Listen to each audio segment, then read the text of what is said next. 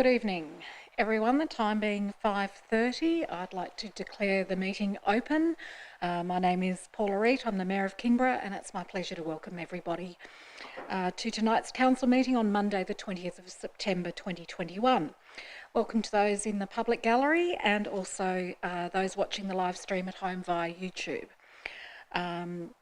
I wish to advise that the council meetings are recorded and made publicly available on our website.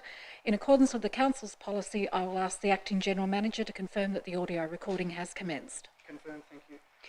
Thank you. I wish to acknowledge the traditional custodians of the land, pay respects to elders past and present, and acknowledge today's Tasmanian Aboriginal community. The attendees tonight are myself, Councillor Reid, Councillor Bastone, Councillor Cordova, Councillor Fox, Councillor Gladewright, Councillor Grace, Councillor Midgley, Councillor Street and Councillor Wass. From the staff, we have the Acting General Manager, Mr Daniel Smee, the Chief Financial Officer, Mr John Breen, the Chief Information Officer, Mr Fred Moult, the Director of Environment Development and Community Services, Dr Katrina Stevenson, the Manager of Development Services, Ms Tasha Tyler-Moore, the Manager of Works, Mr Darren Johnson, the Media and Communications Advisor, Ms Sam Adams, and the Executive Assistant, Mrs Amanda Morton. We have apologies tonight from the Deputy Mayor, Councillor Westwood, and also from the General Manager, Mr Gary Arnold. We move now to page 1, the confirmation of the minutes. The recommendation is that the minutes of the open session of Council meeting number 18, held on the 6th of September 2021, be confirmed as a true record. And a mover in Councillor Fox and a seconder in Councillor Gladewright. All those in favour? Against? Motion is carried unanimously. The workshops held since the last council meeting. We had a workshop last Monday evening, the 13th of September, in relation to risk management. Turning now to page 2 and the declarations of interest. Does any councillor have a declaration of interest that they wish to provide? No? Thank you very much. Moving on then to the transfer of agenda items. Is there any item on the agenda that a councillor would like to transfer from open to closed session or vice versa?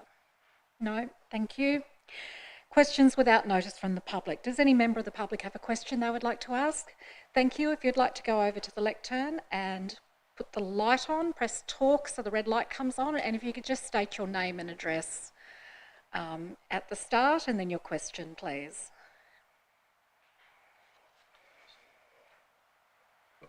Haven't got my glasses, sorry. So my name's Karen Tantari from Australian Services Union, and I live in Kingston Beach. So my questions tonight relate to Council's Strategic Plan 2020 to 2025 and risks to operational outcomes. And excuse me, because I have forgotten my glasses, so I'll just try to get the light on here. In 2020, Kingborough Council took advantage of an expired enterprise agreement to impose a wage freeze on staff.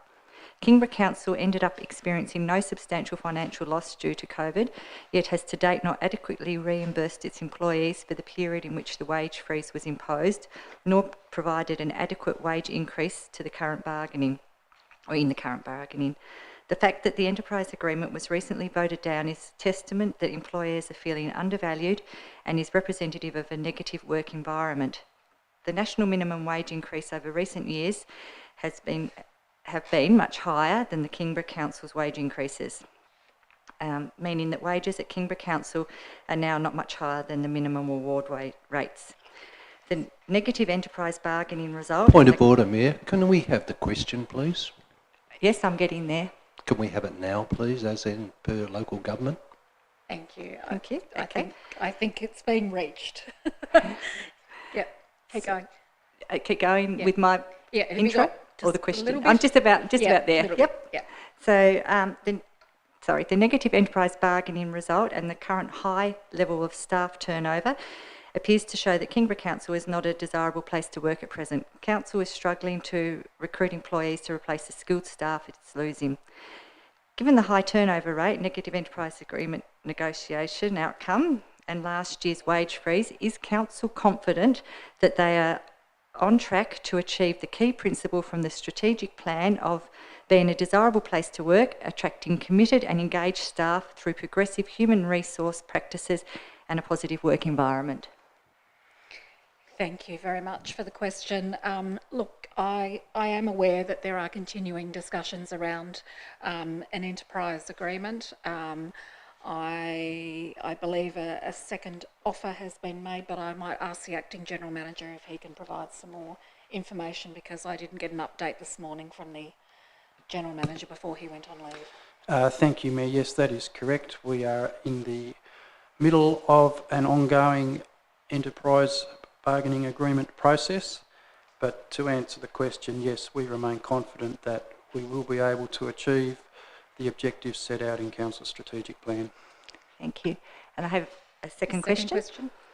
So my next question is through the Chair and probably to the General Manager. I'm aware he's an apology, but could be on notice. On 27th of May 2020, the General Manager advised that on the 25th of May 2020, Council adopted a notion of motion from the Deputy Mayor, quote, that Council directs the General Manager to implement a 2.8% COVID-19 efficiency dividend across the organisation for all non-salary expenditure in 2020-2021. The General Manager advised, as a result of this outcome, that Council was unable to pay a wage increase to employees in 2020, in effect a wage freeze for everyone, himself included.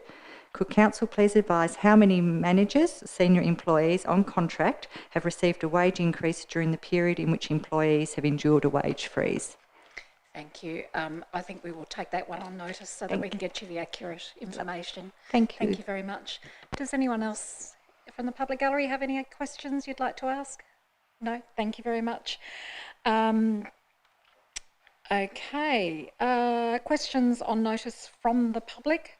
There was a question in relation to traffic data from Ms Kate Lucas and an officer's response from Mr David Reeve. And for those people who are watching at home, if you did want to submit a question on notice, you should send it to us at kc@kingborough.tas.gov.au. Moving to questions without notice from councillors. Do any councillors have a question without notice? Councillor Bastone. Oh, I didn't see, sorry. Well, I'll take Councillor Bastone, then Councillor Grace.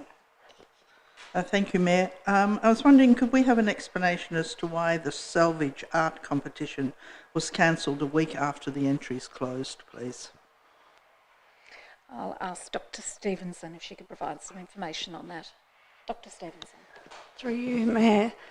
We haven't cancelled it, we've postponed it on the basis that we'd only received 10 entries, so we're allowing a longer period. And we're just waiting for confirmation from the Department of Health regarding the availability of the auditorium. We are hoping to have it in November, but currently the COVID booking goes until the 30th of November, so we're just trying to navigate around not having any firm withdrawal dates from the Department of Health, but partially because there weren't many applicants, so we'll extend the period and run it later this year. Thank you. Councillor Grace. I have a few, Mayor. Sure. My first one's regarding police and emergency services. Most wouldn't know, but there was an incident at Kettering on Wednesday where a male was attacked and brutally bashed. It took 50 minutes before a police officer turned up. And that officer that turned up apparently was the Woodbridge policeman. Another 60 odd minutes before an ambulance turned up to the scene. The question from the ratepayers, is that good enough in our populated area? I don't know any other circumstances, but my question is that's what they want to know. Thank you, Councillor Grace. As you'd be aware, the provision of police and other emergency services is a state government issue, although having said that, we do have a notice of motion on the agenda this evening that Councillor Gladwright has brought forward in relation to the need for the growing community to have a 24-hour police presence.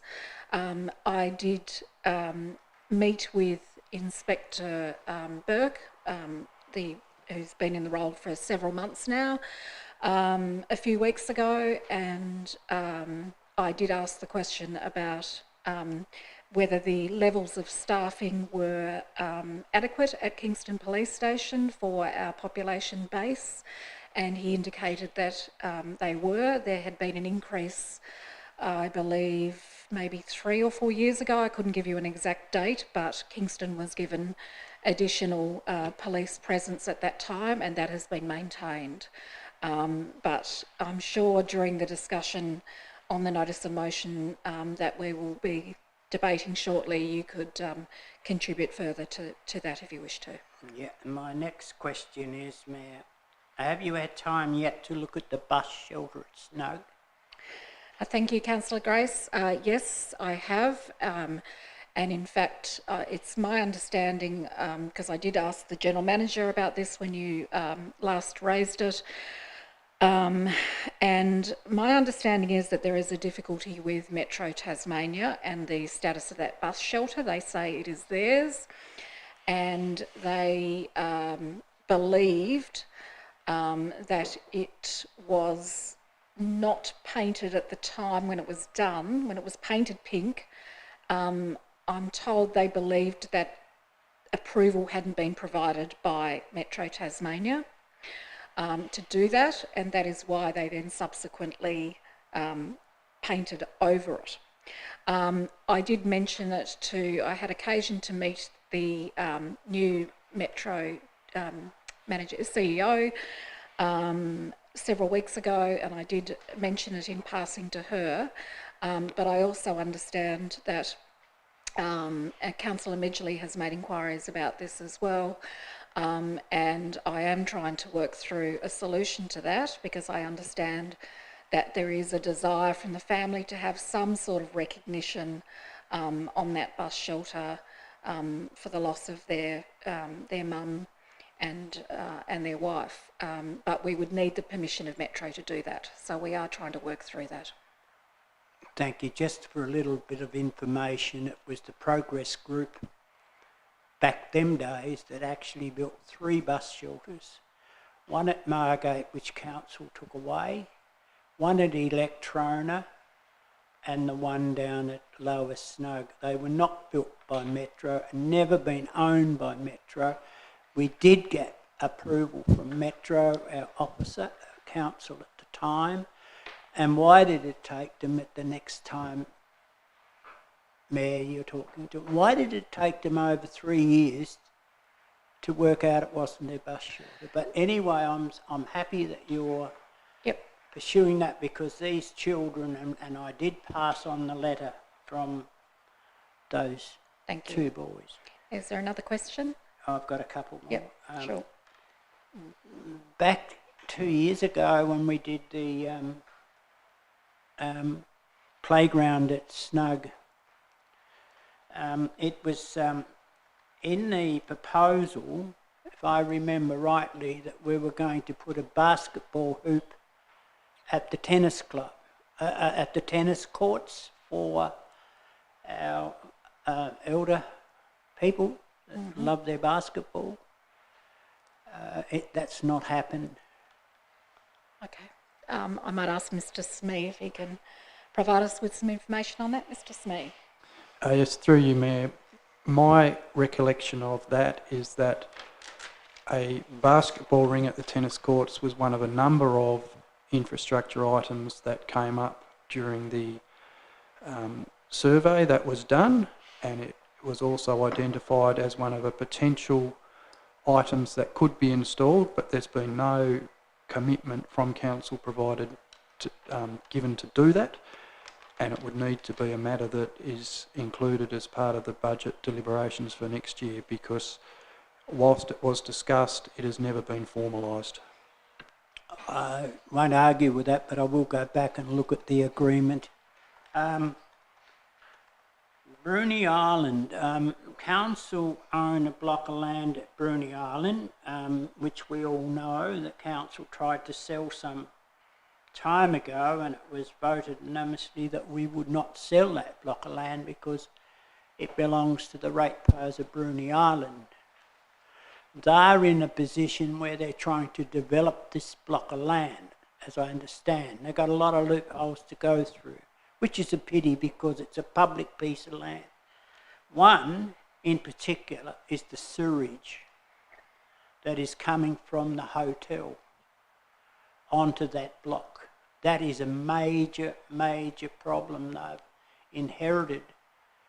So what's your question? The question is, can council look at that problem and advise the hotel owner to remove the sewerage from off that block of land? Mr. Smee, are you aware of this? Thank you, Mayor. No, I'm not aware of it. We can certainly have our Environmental Health Department do an assessment, and then it would depend on the circumstances and what powers we have to be able to act on that, but we'll certainly take that on notice. Thank you.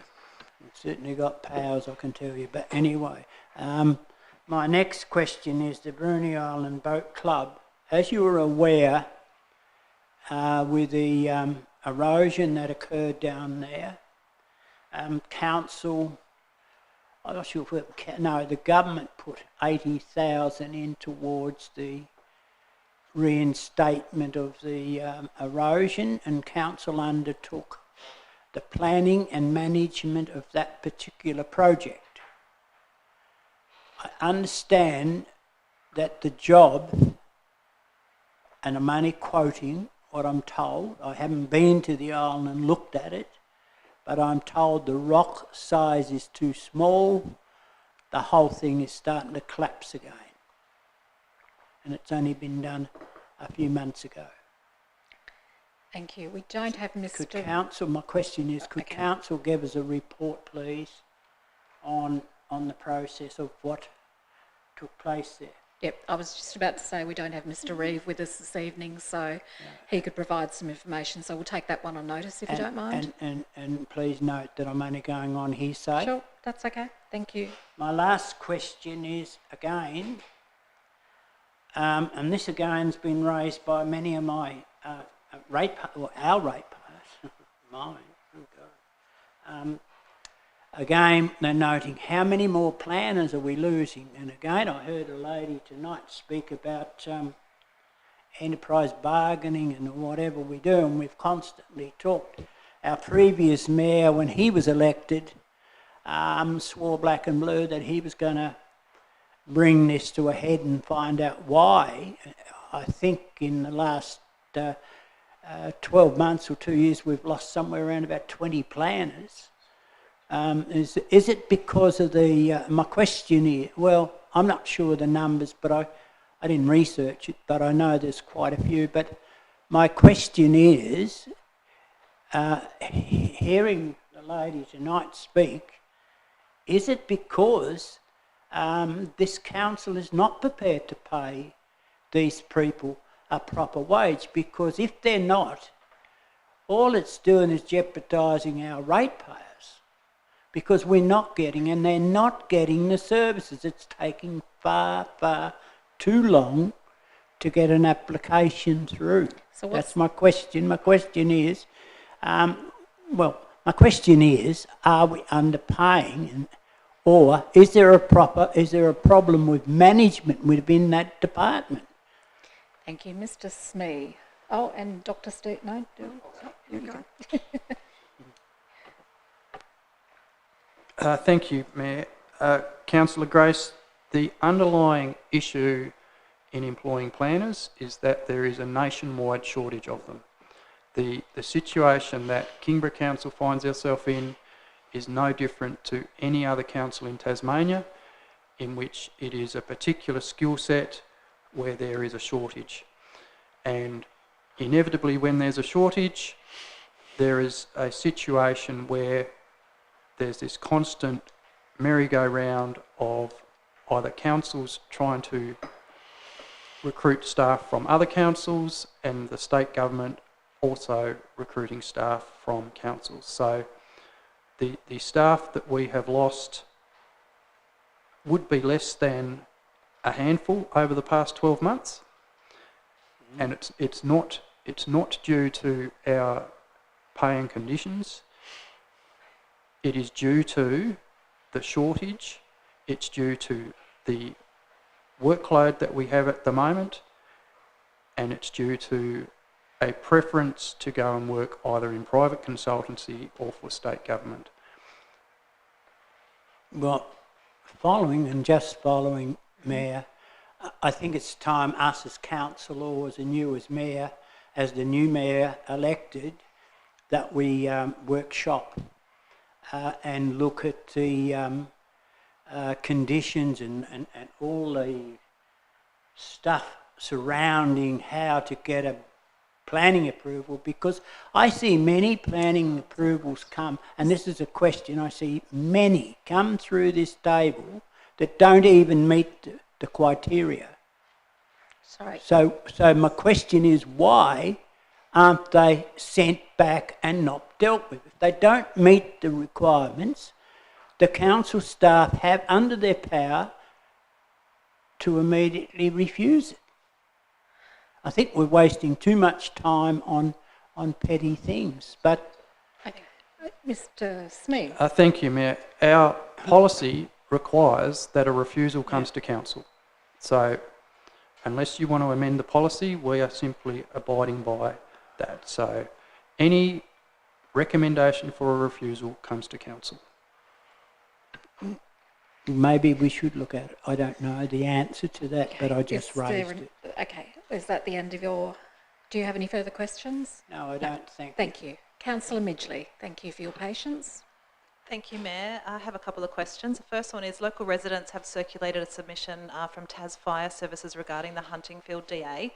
Was this a submission for the current subdivision application? Were staff aware of this information prior to the DA being submitted?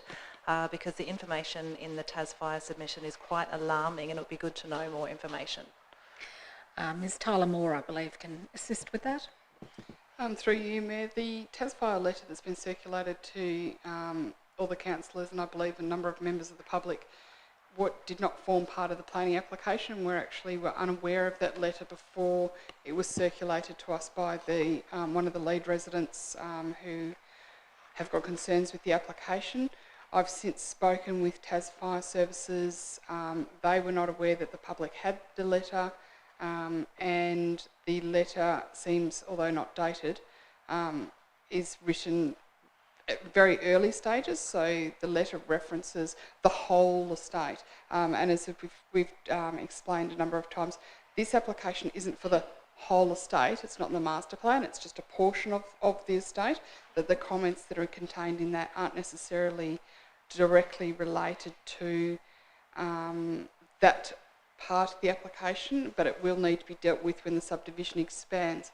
It's also worth noting under the planning scheme, there's only a few things that trigger the requirement for consideration of bushfire, and subdivision application types is one of those. But the planning scheme, as written by the state government, requires that you have a report from an accredited person. So that has been supplied by the applicant. There's no statutory requirement to refer it to Tas Fire Service. We, out of our own decision, have referred it to Tas Fire Service and a number of other agencies, because the planning scheme lacks any direction about that, to make them aware of the application, what's incurred in those documents. So Tas Fire Service has confirmed, no, it wasn't directly to do with this application. Yes, they had concerns about it. If you read the content of the email, it probably, in my opinion, isn't as alarming as what's being portrayed. It's something that can be dealt with, and the applicants would certainly need to look at those matters of concern, and their practitioner should certainly have a look at the content of that TFS letter. Thank you. A few more questions regarding Huntingfield.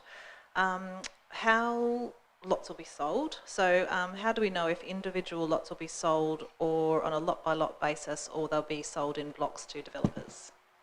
Ms Tyler Moore. Through you, Mayor, we're unaware of how they sell them. It's not something that forms part of our decision making, whether they sell them as individuals or as clusters or groups. That'll be up to the applicant. Thank you. Councillor Midgley. The government's publication released with the Huntingfield DA material, Huntingfield Design Guideline and consultation material looks very aspirational. What controls will be implemented to ensure that these design guidelines will be followed? Ms Tyler-Moore. Through you, Mayor, the applicant's submission includes, we did ask the question about how they thought those guidelines would be implemented, and their submission talks about potentially applying a covenant or a Part 5 agreement that would then tie those controls into those lots, which would then mean that every time a planning application comes in for those lots, we would have to do an assessment against that Part 5 agreement.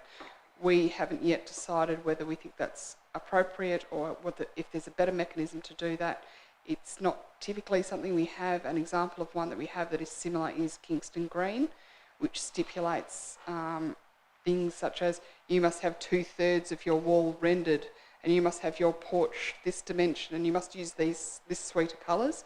And that is very dated now, so it's something that we would need to be mindful of if we were to consider those design guidelines. Do we want to create another situation where we just have things that are too specific and will create later problems? Thank you. Councillor Midgley. Thank you. Are council staff aware if the government has any design policy regarding social housing? Ms Tyler-Moore. Through you, Mayor, I'm not aware of those. They may very well exist. It doesn't form part of the planning scheme, so we have no regard of them if they do exist.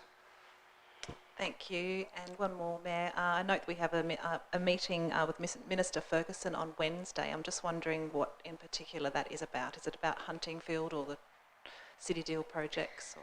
We haven't been advised. Thank you. Are there any further questions without notice from councillors? I just had one, and I note that Mr Reeve isn't with us this evening, so I'll just put it on notice. I just wanted to follow up the question on notice from Ms Lucas that's printed in the agenda paper about the speed data for the Channel Highway near the Howden interchange. The response from Mr Reeve in the paper says that we could forward the query to DSG for consideration to get access to the traffic count information. I guess my question on notice is, can we please do that? So I will, hopefully we can get that information. We turn now to questions on notice from councillors on page 3. The first question was about the disposal of Japanese sea stars at Beretta from Councillor Bastone, with an officer's response from Mr Reeve. The second question was about legal support for councillors from Councillor Grace, with an officer's response from Mr Jones. Moving to page 3, we have a notice of motion. Councillor Gladright submitted a notice of motion headed Beach Road Crossing. So it's moved by Councillor Gladright. Do I have a seconder for that? Before you go on, sorry. I was hoping to withdraw that motion this evening, please. Oh, certainly. Okay, thank you very much. All right. The next motion on page 4 is also from Councillor Gladright, a notice of motion headed 24-hour police station in Kingston. It's moved by Councillor Gladright. Do I have a seconder and Councillor Midgley? Councillor Gladright. Thank you. This motion is requesting that Council lobby the State Government for a 24-hour, 7-day-per-week police presence in Kingborough.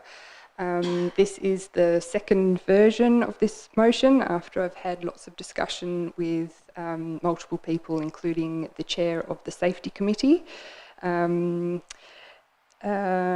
So I think what I really want to say here is just to acknowledge that Kingborough is a safe municipality, and this motion isn't in response to necessarily a need that it's more about recognising that Kingborough is one of the fastest growing municipalities and that the police presence should be aligning with that growth.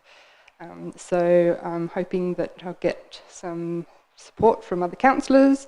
I also note that it's pretty open in terms of what that lobbying may be, and we'll put that over to our mayor to come up with best possible way of doing that, whether it's a letter or inviting the Minister for Police down to have a conversation, but we trust that our Mayor will come up with a a good way of doing that lobbying. So hopefully I can get some support from other councillors. Thank you. Thank you. Councillor Grace and then Councillor Bastow. Councillor Grace. Very, very, very good question. Very good question, because when I was Chair of Road Safety, and I think at the time Councillor Reep was my deputy, we hammered this, not once, several times, about the policing. We've always been concerned, and it's not only when I was on road safety, it was one of my campaign parts that we needed 24-hour policing within our Kingborough municipality. We did get extra police shifted to Kingston, but I'm told because of the demand elsewhere, they've gradually shifted them on to somewhere else. So, yeah, I support your motion and good luck with it. And I hope we do, because you're quite right. The people are screaming. I mean, I don't know how many times that I've gone out of meetings and other councillors, and we've heard people banging on the door over next door, hollering and screaming to get somebody to help them in stress, and all they get is a recording from Hobart. So I don't know what we do. We've got a new police minister.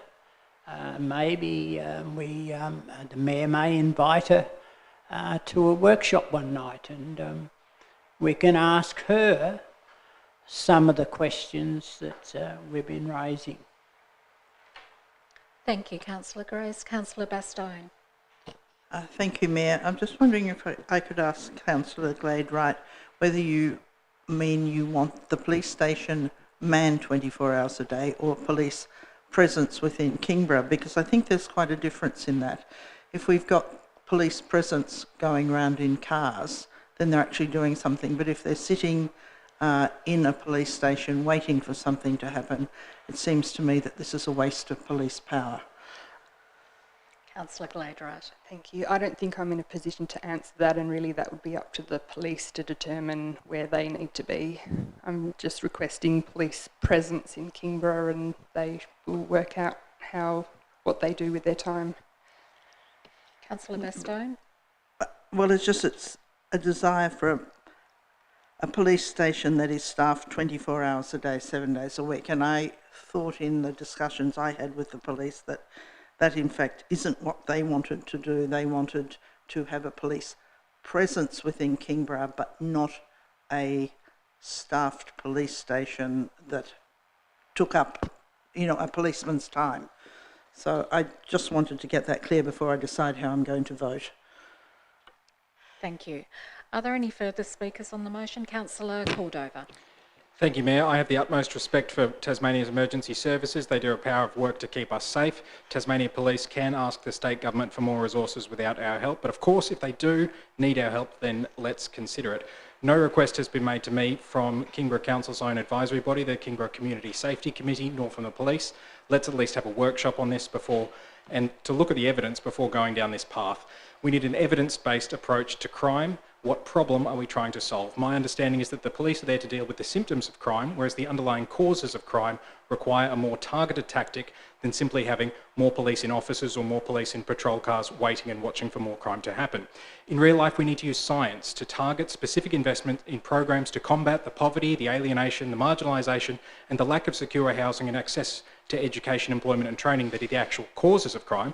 And of course, in this motion, I think it refers to, we need to ask what kind of crime are we talking about. In this motion, as always in the media and in the dog whistling world of politics, we are talking about neighbourhood crime, blue collar crime, the type of crime which is sadly and occasionally archetyped and typified by underlying ageist and prejudicial stereotypes.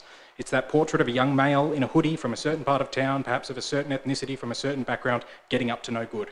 Of course, this motion is aimed at that more than it is aimed at stopping the criminals who abuse people in our youth detention centres, or the people who send nations to war, or the crime of billionaire tax evasion, or the crime of selling weapons to nations engaged in human rights abuses on a vast scale. Of course. No, we're not talking about that kind of crime, are we? We're talking about, well, what is the type of crime that this motion is trying to address? Is this about domestic violence? If so, why is the proposed lobbying not about funding domestic violence prevention services and facilities? Is this motion about drug and alcohol related property damage and vandalism? If so, why isn't the lobbying asking for drug and alcohol rehabilitation programs in our community? Is this motion about people feeling unsafe on our streets? If so, why isn't the lobbying about asking for improvements to night lighting, CCTV or passive surveillance?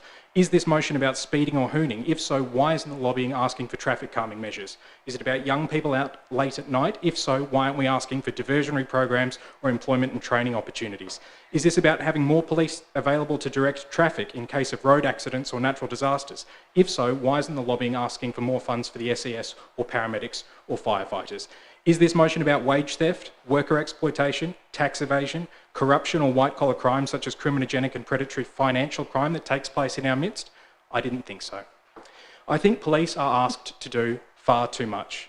When you overstay a parking metre on a Hobart street, the parking officer who gives you an infringement notice does not carry a taser and a gun.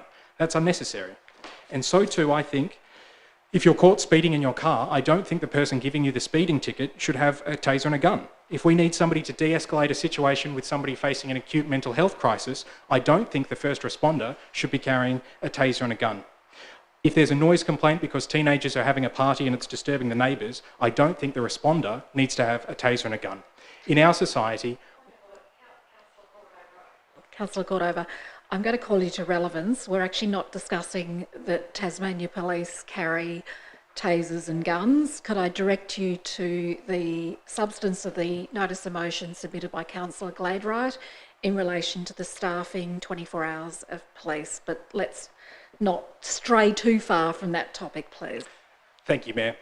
In this society and in Kingborough, we're asking our police to be our mental health interventionists, to be our teacher for difficult students, our traffic monitor and our investigator, and I'm saying that's too much. A 24-hour police presence won't deal with any of the underlying issues that we're trying to get police to deal with.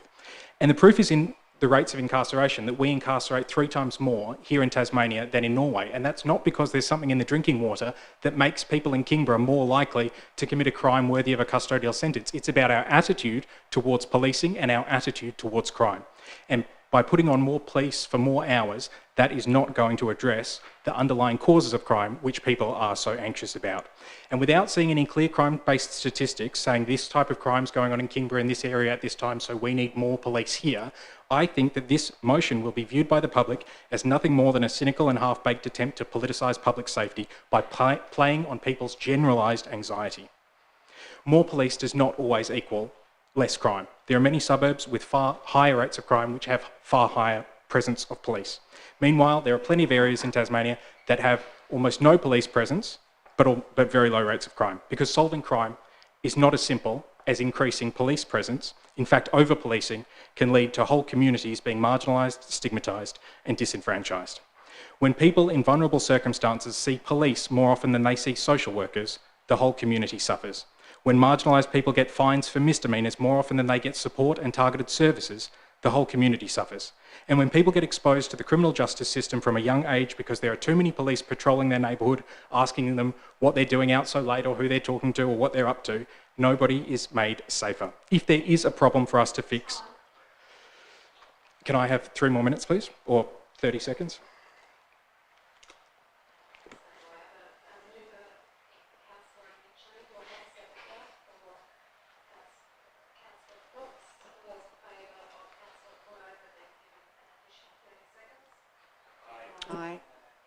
No. As a white male in society, I know my privilege. I know that my relationship with the police is comfortable and positive. And more police for more hours in my neighbourhood won't affect me negatively, but for some First Nations peoples, people of certain religious minorities, for young people or people living in poverty or experiencing homelessness, I'm sad to say that the relationship with police is not always so constructive. If there's a problem to fix, let's fix it. But show us the evidence, tell us what the problem is, and let's put our heads together to solve it. But if this is just about profiling certain neighbourhoods in our community or a knee-jerk response to generalised anxiety and perception that is not grounded in need or fact, as mentioned by the Mayor earlier, then I think this is a very inefficient, ineffective and potentially harmful proposal. I'll be voting against. Thank you, Councillor Cordova. Councillor Wass and then Councillor Fox.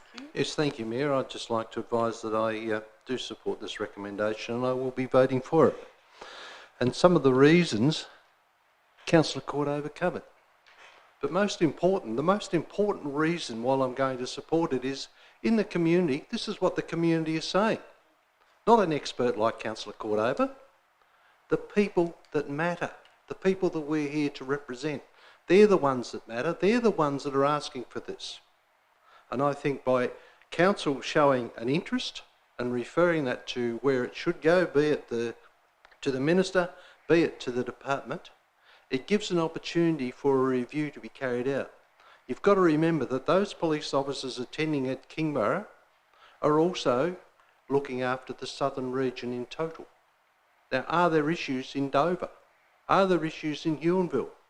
Because if there is a first call out for Huonville, then that could take away the officer from here. And what happens to the officer call out to Bruny Island?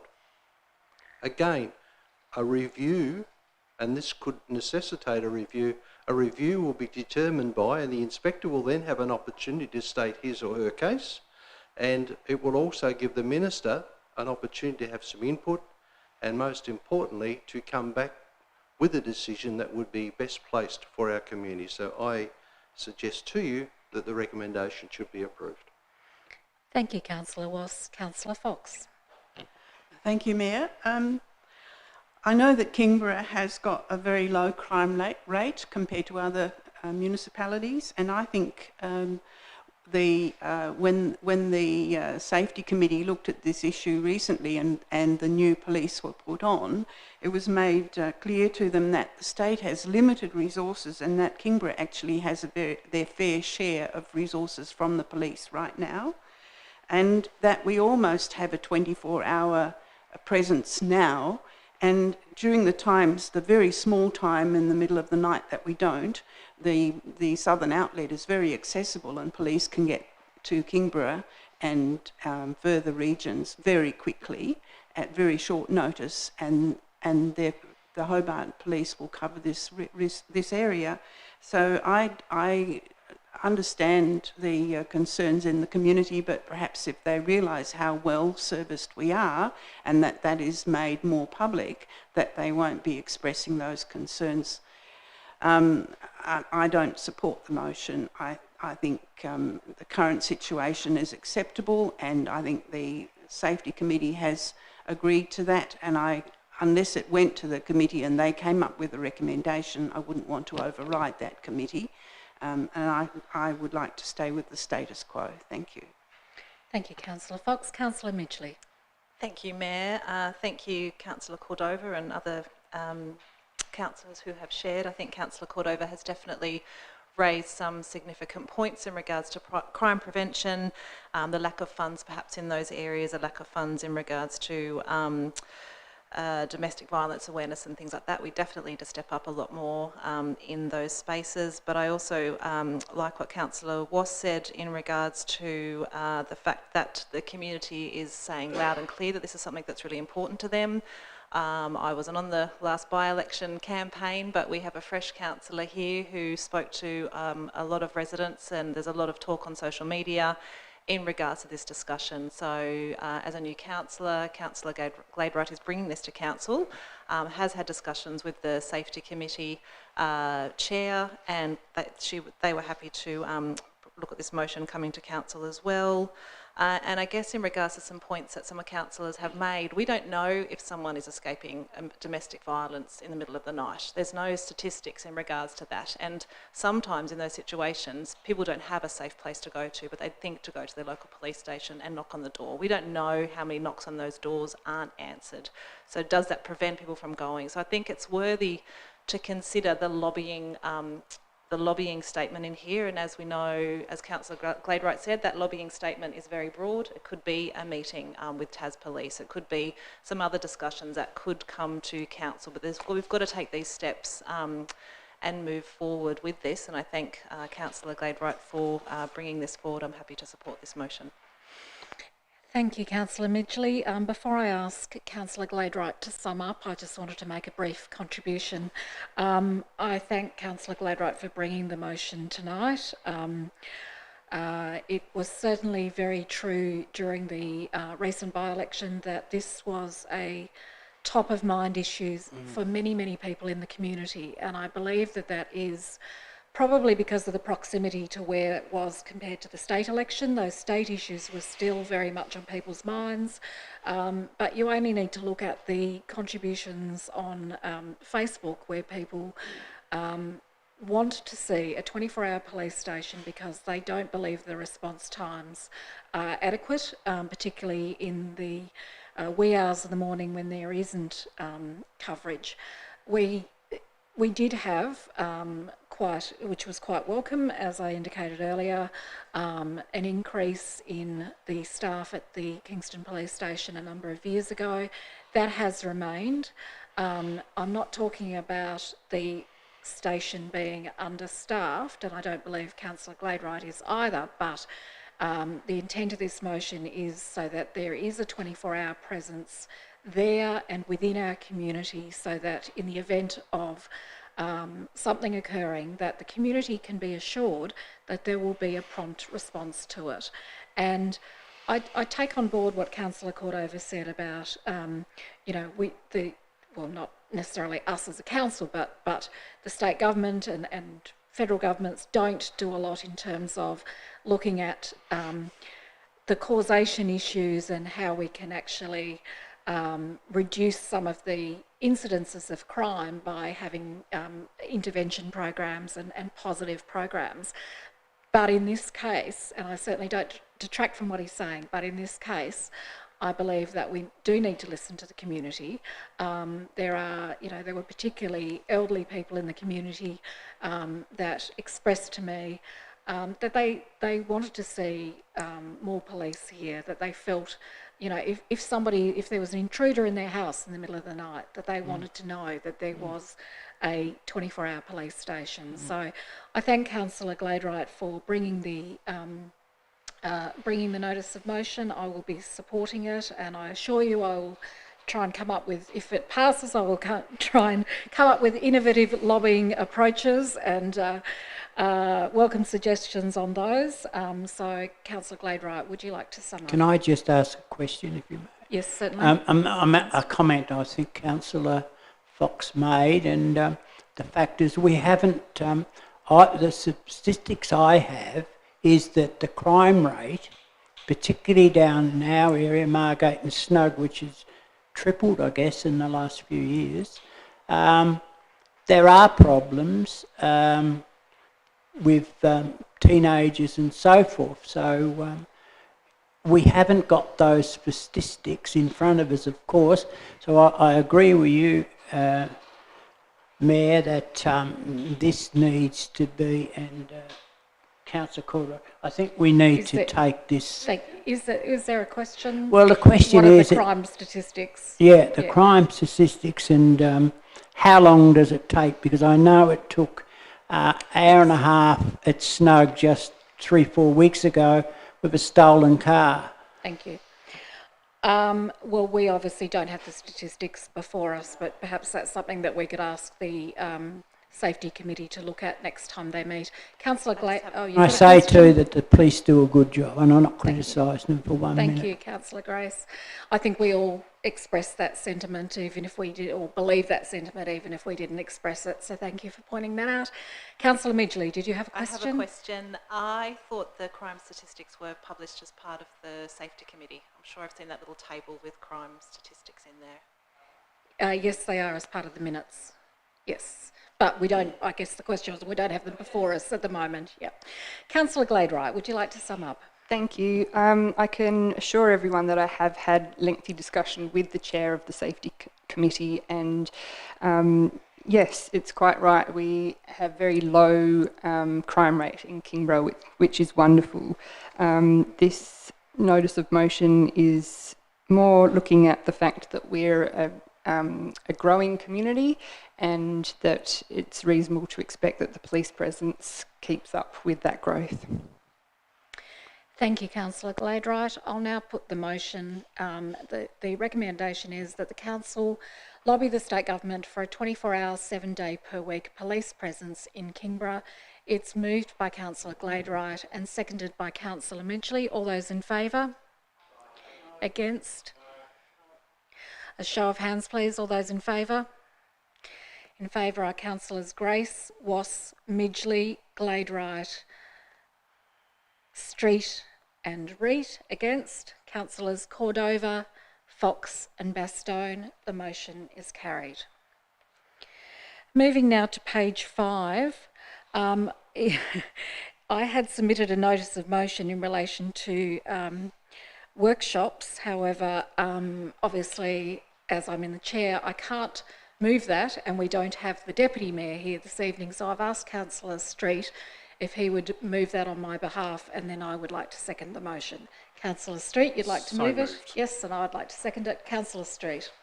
Thank you. Mayor, I would point of order on this because I don't believe you can. I think you would need to move anyone to take your place. Thank you. I did seek advice on that, Councillor Wass, and I am allowed to second a motion from the chair, but I'm not allowed to move a motion from the chair. Thank you. But I don't believe you can appoint someone else to move the motion. You've got to move it, and if you don't move it, it doesn't go anywhere. All right, well, I'll put the question differently then. Would anybody like to move the motion that is in my name? Yes. Thank you, Councillor Street. I would like to second the motion, so it is Councillor Street, please. Thank you, Mayor. The motion which you have submitted and I've gladly moved is that Council's workshop policy be amended to include an agreed set of guidelines to assist in the smooth running of workshops, and that a report on this matter be provided to Council within 4 weeks. Mayor, workshops are an important part of the work that councillors do, and often misunderstood, I think, by many, and probably not well explained to us by the public either, in that workshops are our opportunity which we rarely get, or which we rarely get outside of those workshop opportunities, for us as councillors to sit around the table and have in-depth policy discussions on matters that are important to the community before then coming and having those debates in open council.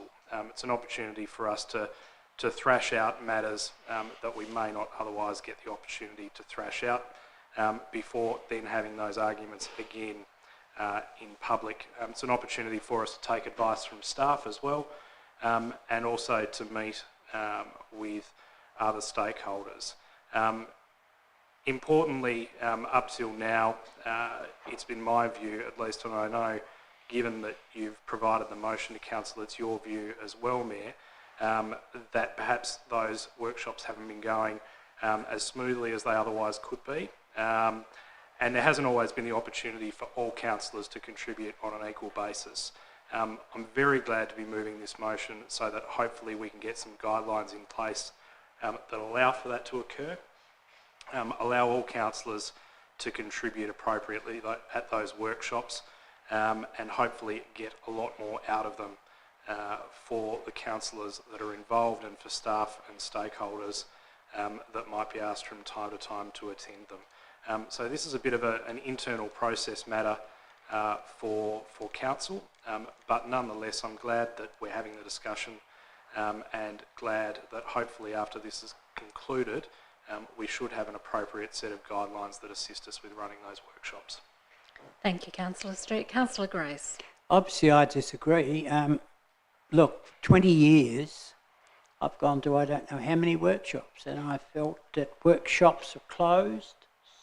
They're like a closed session part of council. They give the councillors an opportunity to ask questions that you can't do so in an open council meeting.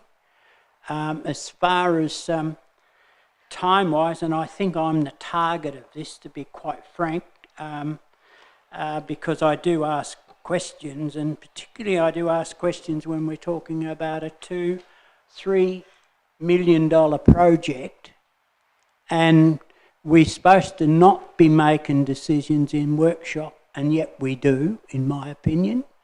I believe we're well covered as our present meeting procedures, because now are we going to be told, oh, You can't ask that question, or you can have one question for 2 minutes, see you later.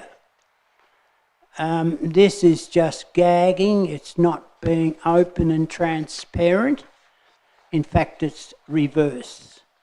I won't be supporting this because I think it's the most ridiculous thing I've seen come to the table for some time. Because the public expect us, their expectation of us is to ask questions. When we go to a workshop and we're talking about issues, they expect us to ask the hard questions. And that's why we have workshops, because we can speak to our staff in different manners than what we do in an open council session. I won't support this. Thank you. Are there any further speakers? Councillor Bastone. I tend to agree with Councillor Grace. I worry about the fact that more and more of our life is getting regulated anyway, and it's the wording worries me. The guidelines will include the timing and format of the workshops and the procedures for making contributions. Now, sometimes we're very passionate about particular things, and if we have to have everybody get a say, or what worries me is that this is too broad. I would be happy if we, sounds awful, if we had a workshop on workshops, which is a bit silly, but I couldn't support this as it is. I think they 99.9% of the time work very well, and they're well run by the chair. And I think that this is unnecessary most of the time. So I won't support it. Thank you. Are there any further speakers? Councillor Cordova. Thank you, Mayor. Really interesting work, really interesting notion, and I thank you, Mayor, for bringing this to the table. I think it's a worthy discussion to have. I would like to echo that sentiment that I think was articulated very well by Councillor Bastone just there, and also I guess it's reflected in the statements that were made by Councillor Grace, that I think the risk, as Councillor Grace has raised, that if we go for a more rigid and formalised set of guidelines, that could risk constraining the open and flowing nature of the debate when we're tackling really important issues of public importance. So the timing and the format, as Councillor Bastone mentioned, I think on that, I would just say that the type of conversation that one needs to have changes workshop to workshop based on who we're talking to. So a metro workshop is going to be very different from a workshop with a minister, which is very different from a meeting about risk management. And the types of conversations that you need to have can't really be regimented and formalised. And I will obviously, if this motion passes, I'll wait to see what that report says within the 4 weeks. But my concern is that because of the broad and diverse nature of the workshops that we have, some of them lend themselves to that rigid format where we each get a couple of minutes to ask our questions, and others of them are much more free-flowing where we do, kind of group work and brainstorming, and that conversation inherently has to be more informal. So I think I'll wait to hear what other councillors think of this, but at the moment I'm erring towards the idea that actually the purpose of the workshops is to be that informal discussion, and I think it's a credit to the chair that it's so well run usually, and it really is, I think, a matter to be crafted by the chair relevant to each and every individual workshop, because the range of the topics of the workshops are so different, and that therefore the format needs to have that degree of flexibility. So at the moment I'm erring towards no, but I'd be interested to hearing what others say. Thank you. Are there any further speakers? Councillor Midgley. Thank you, Mayor. There's been lots of thoughts pondering as people have been sharing, and I guess it would be really good to hear the thoughts regarding Mayor putting this motion forward and what you would like to, what your vision is for this and the purpose of it is, and why you put this forward in the first place. That would be great to understand that before I say anything more. I will when I get to make my contribution, but I'm conscious of the fact that I'm not the mover of the motion, so I can't offer you any advice right now, but I will certainly I was going to wait until everybody had spoken before I made my contribution. Okay, no worries. I'd like to hear. Anyway, so I hear the sentiments of Councillor Bastone and Councillor Cordova and Councillor Grace. I can hear that, and I think, you know, if we look at our the roles of a group and how a group comes together, and the norming, the forming, and all those sort of, you know, stages that kind of a group that comes together, and when a group comes together, they you know, look at the guidelines or how they're going to operate. So in an essence, this kind of is like a sense of a group coming together and some guidelines of how, as a group, we are going to operate and proceed to make sure that we have well functioning, that everybody is heard, that everybody gets to have a say, and that the process, and we also have a time. I mean, that's one of the difficult things about the council workshops, is I often have a lot of questions, but I'm also aware of the time. But I know that we can follow up afterwards if we need to. So I guess in regards to that, there is a sort of an essence that we need to have some structure, guidelines, policy in place, so that everyone does get to have a say. We are constrained by time, and we need a structure in place. Even most meetings that we have, committee meetings and whatever, there is structures in place, not necessarily a policy, but there's sort of some norm sort of structures in place. And I feel like the Mayor is heading towards having that structure. So I am interested in hearing from the Mayor in regards to what that vision is before I actually make a decision as to whether I support it or not. And I'm sure with that there would be some flexibility in the workshops. I don't think that's going to be a very hard line of, oh, you're not following the policy 5.1, but it does provide some structure and guidelines as to how we will proceed. Thank you. Councillor Fox. Thank you, Mayor. I note that as Chair, it's difficult to manage workshops because we don't have standing orders, and it's not a decision-making process that we're in, or forum. And I think the bottom line is really mutual respect, and that is something that is difficult to have a guideline on or to dictate, basically. I'd be very interested to hear about the Mayor's concerns, because I think that's really the basis of this motion.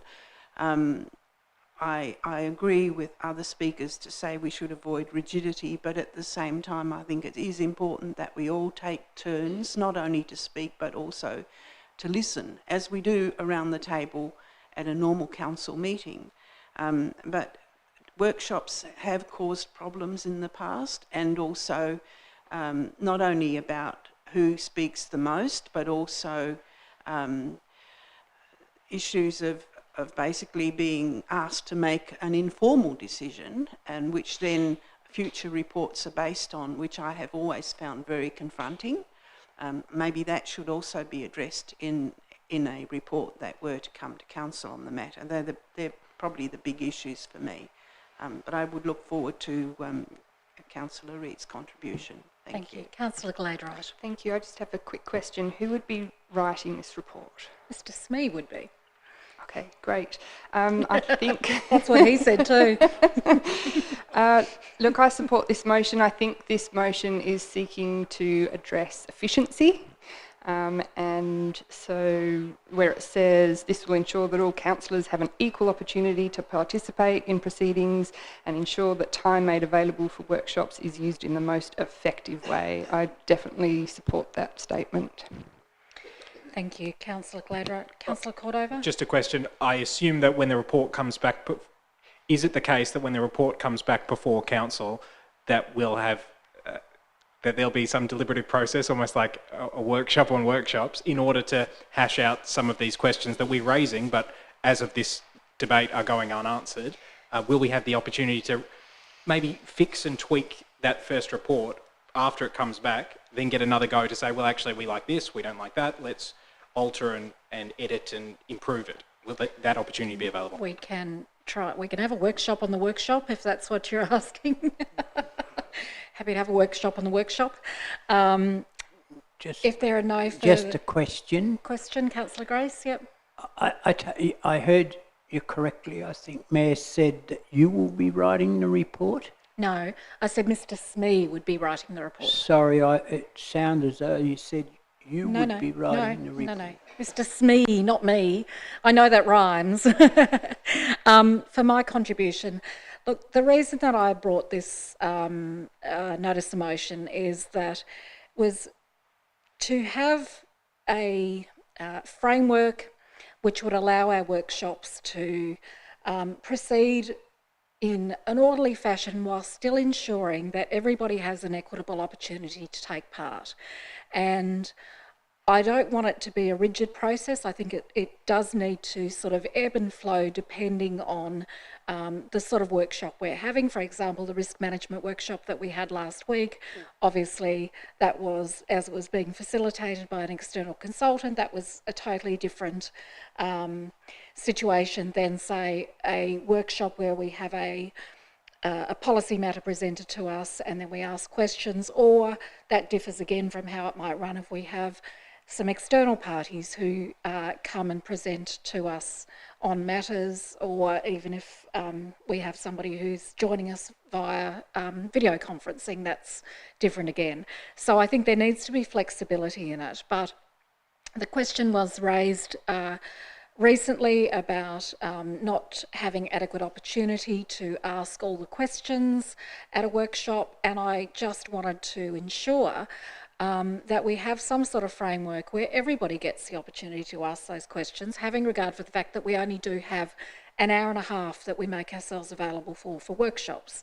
We have at times extended that, but I know that people have other commitments, and that because we do meet every Monday night, either for a council meeting or a workshop, that people are keen to get to other commitments like Rotary or family commitments or other community commitments. So we do endeavour to get out at 7 o'clock. So we have an hour and a half of workshop. I would just like us to have a framework that enables us to use that time effectively, to make sure, I think it was Councillor Fox mentioned, that we have some respect in the way that we communicate with each other. This is not dissimilar to what the Clarence City Council, they have a set of guidelines that they operate their workshops under, and I've looked at those and they are quite reasonable. They don't stifle debate, they don't hinder the opportunity for people to ask questions, and so I believe, in interests of good governance, that it would be well placed for us to do likewise. And at the heart of it is that the meeting procedures regulations do not apply to council workshops, and I think in the interests of ensuring that there is a way that the workshops can progress in an orderly manner, I think it's appropriate that we do this. So all this notice of motion is asking at this stage is for a report to be provided. We're not locking us into having something, but we would like to see perhaps some draft guidelines for everyone to have a look at. If we can workshop that, then certainly we will, although we have a fairly full workshop program at the moment. So please don't take this as anybody feeling that they are being targeted individually or that I'm trying to run it in a very militant manner, but I just want to make sure that we have an opportunity for everyone to ask those questions.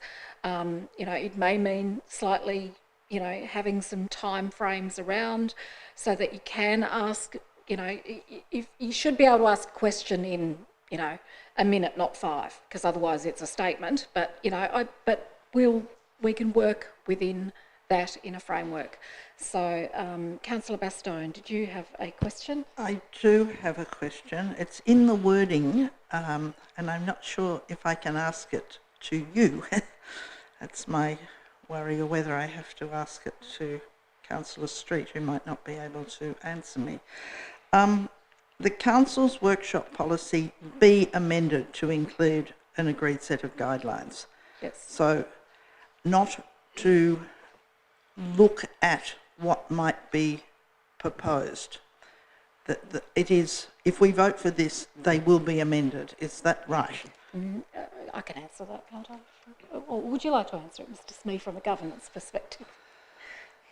Thank you, Mayor. So the intent is to prepare a set of guidelines that would then be referenced by our policy. included as part of our policy. So in effect, yes, the existing workshop policy would be amended to include those guidelines. Right, but the agreed set of guidelines, we don't know what they are yet. That's what. Subject to a further decision. So that's No, this is what I'm trying to Yes. find out. So we then, after Mr. Smee writes it, we still then have the opportunity to reject it totally? Yes. Yes? Yes. Guaranteed? Yes. Councillor Street, did you want to sum up? Thank you, Mayor. Look, I couldn't do a better job than what you had done yourself, except to say this and assure my colleagues that I would never vote for any amendment to this policy which would stifle the discussion around the table. That is absolutely not my intention in moving the motion. My absolute intention in moving the motion is actually the exact opposite, which is ensuring that everybody has the same opportunity to contribute around the table going forward, and perhaps make life a little easier for the chair in running those workshops, so that when we do have some issues, there is some structure to refer back to. But I would never vote for an amendment to this policy which stifled the debate around the table. So be assured of that. Thank you, Councillor Street. I'll put the motion as printed on the screen. It's moved by Councillor Street, seconded by myself, Councillor Reid. All those in favour? Against? The motion is carried unanimously. Moving now to petitions still being actioned on page 4. There are no petitions still being actioned. Also on page 4, petitions received in the last period. At the time the agenda was compiled, no petitions had been received. Page 5, under Officers' Reports to Council, we have a matter, the Public Interest Disclosures Policy and Procedures, with a recommendation on page 8. Do I have a mover and a seconder for that motion? And for the purposes of the tape, Councillor Grace left the room at 6:41 p.m. A mover? Sorry, Councillor Cordova, seconded, and Councillor Street. Councillor Cordova. Thank you, Mayor. We're looking here at the Public Interest Disclosures Policy and Procedures in line with updated procedures issued by the Ombudsman. And essentially, I think taking the report as read, these policies and procedures relating to public interest disclosures are very important and very timely. The more that we can enshrine protections in policies and procedures for disclosures that relate to the public interest, the more that we will enhance transparency, the more that we will enhance accountability, and the more that people will feel protected to be able to make the important public interest disclosures that they might come across in their duties. The policies appear very comprehensive. I had a couple of questions that I was hoping perhaps the author of the report might be able to answer. My first question relates to, if my reading of section 5 on page 20 is correct, is that disclosures can be made to council by current staff, whereas former staff and members of the public and anonymous persons are required to make disclosures to the Ombudsman rather than to the council. My question is, does this mean that the support afforded by section 14 on page 36, which is things like support for the disclosure, keeping the disclosure informed, is it true that that is only given to current staff, whereas members of the public, anonymous persons and former staff would not be afforded those same supports? Mr Moult, would you like to answer that? Through you, Mayor. My understanding is that that would be reference to the Ombudsman to undertake that level of care, but I probably would have to take that on notice because it predominantly deals, in my understanding, with disclosures that are made to council for current staff. But certainly where it does apply outside that process, I believe that's undertaken by the Ombudsman. And thank you so much. Is it possible, through you, Mayor, to get a bit of a background or a history of what the more significant changes were that have been made by the Ombudsman that precipitated this update? Mr Moult. Through you, Mayor. Yes, on the in the report on page 7, 4.2 outlines the major changes. and they are really to do with differentiating between grievances through mixed disclosures and actual disclosures. So that's to help the public officer to make that determination. And the requirement to undertake risk assessments and to use checklists, and that's to assist the Ombudsman, who has to review these to make sure that processes have been undertaken properly, and that an investigation which has been undertaken by the Public Interest Disclosures Officer can be reported to the Principal Officer, and all that evidence is placed down before them to make a decision on the outcome of that report. It's also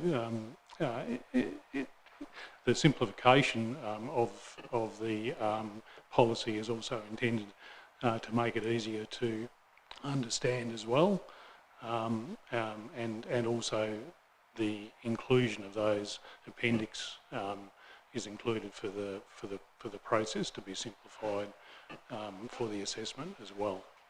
They didn't exist in the previous policy. Thank you. Councillor Cordova. And it says in the discussion section in section 4 that the one of the key reasons for this changes to the model procedures is in response to a Griffith University report into whistleblowing called Whistling While They Work 2. And full disclosure here, I haven't read Whistling While They Work 2, but I wanted to know, in the interests of public disclosure and transparency, I wanted to ask, did that Whistling While They Work 2 report illuminate a large number of gaps that Kingborough Council currently has? And secondly, if it did illuminate lots of gaps that Kingborough Council has, historically, has Kingborough Council utilised this kind of policy a lot before? Mr Moult. Through you, Mayor. No, it wasn't specifically targeted at Kingborough Council. It was to Tasmanian public bodies in general, and those changes specifically were put in place to address those shortcomings. It previously, this is 2 iterations ago, felt that it was incumbent on the person making the disclosure to be aware of the Act, and that's totally impractical. So what this does is reinforces the process as part of a complaints management framework, if you like, so that disclosures can be identified by the body that the disclosure is being made to, and that body assists the person to undertake this process should it be deemed to be a disclosure. Otherwise, people are probably unaware that that's the case. Thank you. And so finally, Mayor, just to say that the Council's public interest disclosure policy and procedures require revision as a result of amendments to the model procedures made by the Ombudsman. The Ombudsman has approved Council's modified public interest disclosure procedures, and they're submitted now to Council for adoption. And as we've just heard, basically this is an addition to our complaints management framework, and I think it is a welcome one at that. So I thank the author and the authoriser, and I support the motion. Thank you, Councillor Cordova. Councillor Bastone. Thank you, Mayor. I just have a point. We have a spelling mistake in 7.1, which does slightly change the meaning. So I think it should be handling process, not handing process. I feel like you used to do before. Sorry. Page 7, 7.1, information relating to the Act and how officers and contractors can make disclosures is included in Council's induction and complaints handling processes, not handing processes. Sorry. Thank you, Councillor Bastow. It's good to know that apart from me, somebody else finds typos. Are there any further contributions? If not, I will. Councillor Cordova, do you want to sum up? Thank you. I'll put the motion as moved by Councillor Cordova, seconded by Councillor Street, that Council adopt the public interest disclosure policy and procedures, policy 1.4. All those in favour? Against? The motion is carried unanimously. We move now to the review of policy 5.9, the significant tree register, with a recommendation on page 56. Do I have a mover and a seconder, please?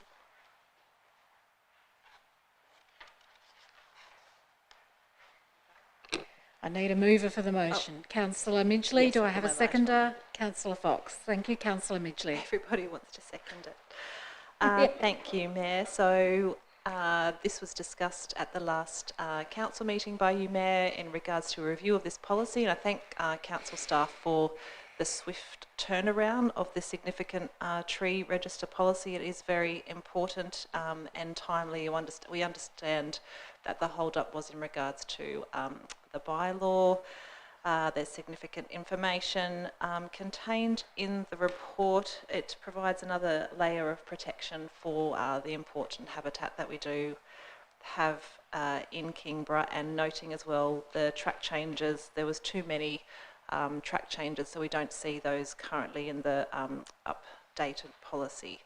I have a few questions, Mayor, and some of those, I guess some of the comments from community members in regards to this is in regards to the process and the fact that the process is quite an impact on staff, and we know that the staff resources perhaps they've got a lot on. So how can we be assured that with this updating of this policy that there will be staff resources dedicated to actually making things happen rather than the registration process taking time or perhaps not being followed up and things like that? Dr. Stevenson, would you like to comment? Yes, and I'll invite Ms Tyler Moore to correct me if I'm wrong.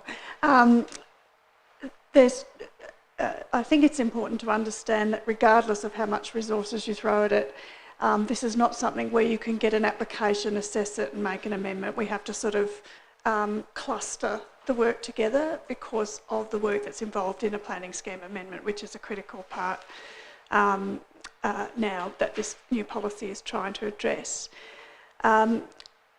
There are two key changes that are specifically designed to address some of the resourcing issues. One is getting rid of a permanent panel and being have more flexibility in who can make the assessments. The second is reducing the double up of processes that happened because we had changes to the planning system against our old policy. So we were essentially having to do some parts twice. Now, in an environment where we've got massive DAs coming in, it's always going to be an issue, but those things definitely will have an impact.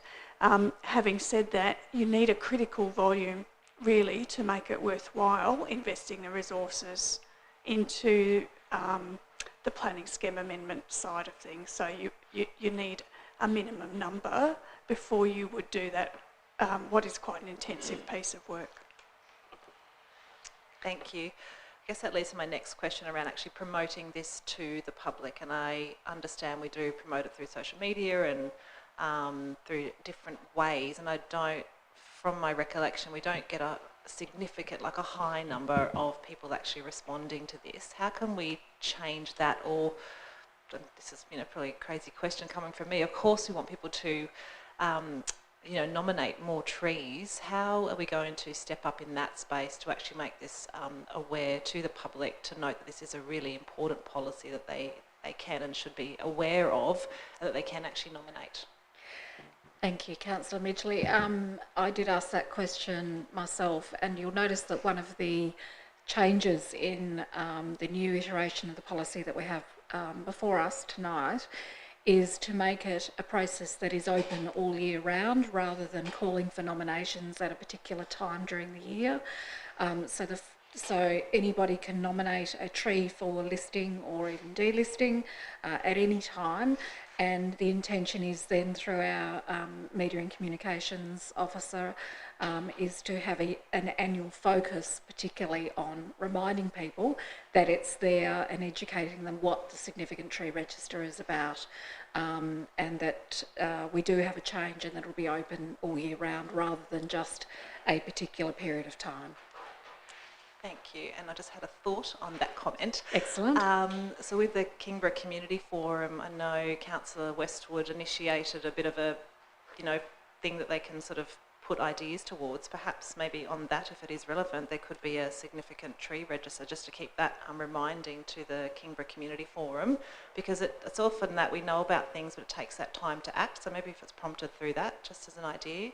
Thank you. That sounds like a good idea, and I'm sure Dr. Stevenson has noted that down. She's nodding vigorously and writing notes.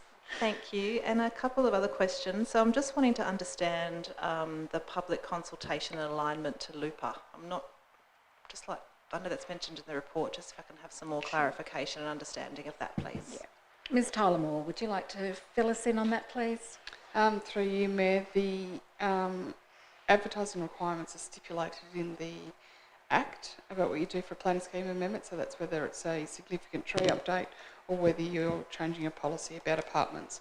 It's still the same. The report does include the methods that occurs on page 55 of the report. So it's we notify the owners and occupiers. There's a site notice. We've put an advertisement in the Mercury, and we have all the documents available on the website as well as in the council office. So they're the requirements. The advertising period is 28 days for people to respond. So people may respond, obviously, that they support or don't support it, and we would hope they would have some justifications and reasons as to why they've taken the position they have. We would consider that, and then we need to bring Section 32 report back to the council meeting, so you'd be familiar with that. For other planning scheme amendments, we would go to advertising, and then we come back and say tell the councillors, this is what they said, this is our opinion, and we may suggest, or we suggest you change something, or we suggest make no change, just note the comments. Thank you, Councillor Midgley. Thank you. And just one further comment. So I guess I'd really like to be assured that we don't have any reputational risk in regards to nominations being sort of sitting there, that they are acted upon in a timely manner, and I guess being assured that this new policy, considers that it is a good process, and that that it can be proceeded and processed in a timely manner. Can I be assured that that will happen?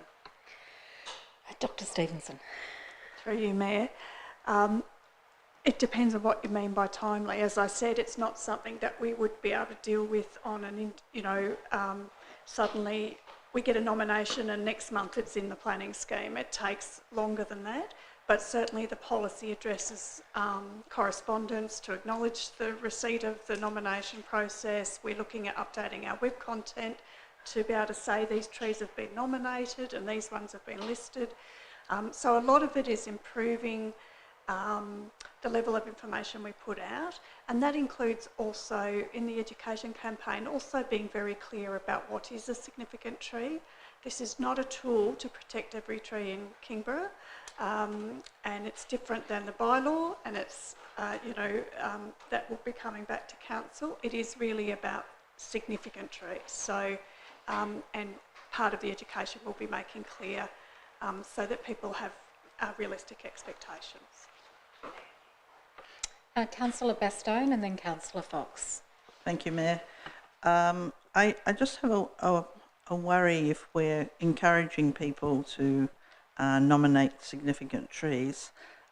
It's going to cost us $330 per tree, which is payable to the Tasmanian Planning Commission. This is on top of the amount of time it will take for our staff to decide if they are significant trees. And I can see this being a very large budget item for the first year or so. After that, I think it would probably calm down a bit, but we don't, to my knowledge, have anything in the budget to pay for this at the moment. And my other question is, we have a significant tree in Margate, an oak tree which is marked, which has been severely pruned on one side by Aurora to the point of view it's no longer a proper shaped tree or anything. So what right do we have to stop someone like Aurora cutting down our trees that we've put on the significant tree register? Ms. Tyler-Moore. Through you, Mayor, the first comment was about the fees that are payable. It's not $330 per tree. It's a planning scheme amendment. For any amendment that we ever do is $330. So it'd just be for each time that we do it. Obviously, that fee may change if the Planning Commission changes their fees. But as the Director of Environment pointed out, the we would hope we would do a cluster of trees. Well, not a cluster, a group of separate nominations together for that. The second question about Aurora, they have exemptions to do works if it's for protection of assets. So it is difficult to avoid those tree cuttings. It's something that perhaps it's a relationship to work with them about nominating and asking. I'm not sure. I think City of Hobart might have approached the matter with them, but often they're contractors that are used for Aurora as well. But perhaps that's something we need to look at if we've got significant trees. Next, I had Councillor Fox and then Councillor Gladerite. Thank you. I've just got a few questions of Ms Tyler Moore.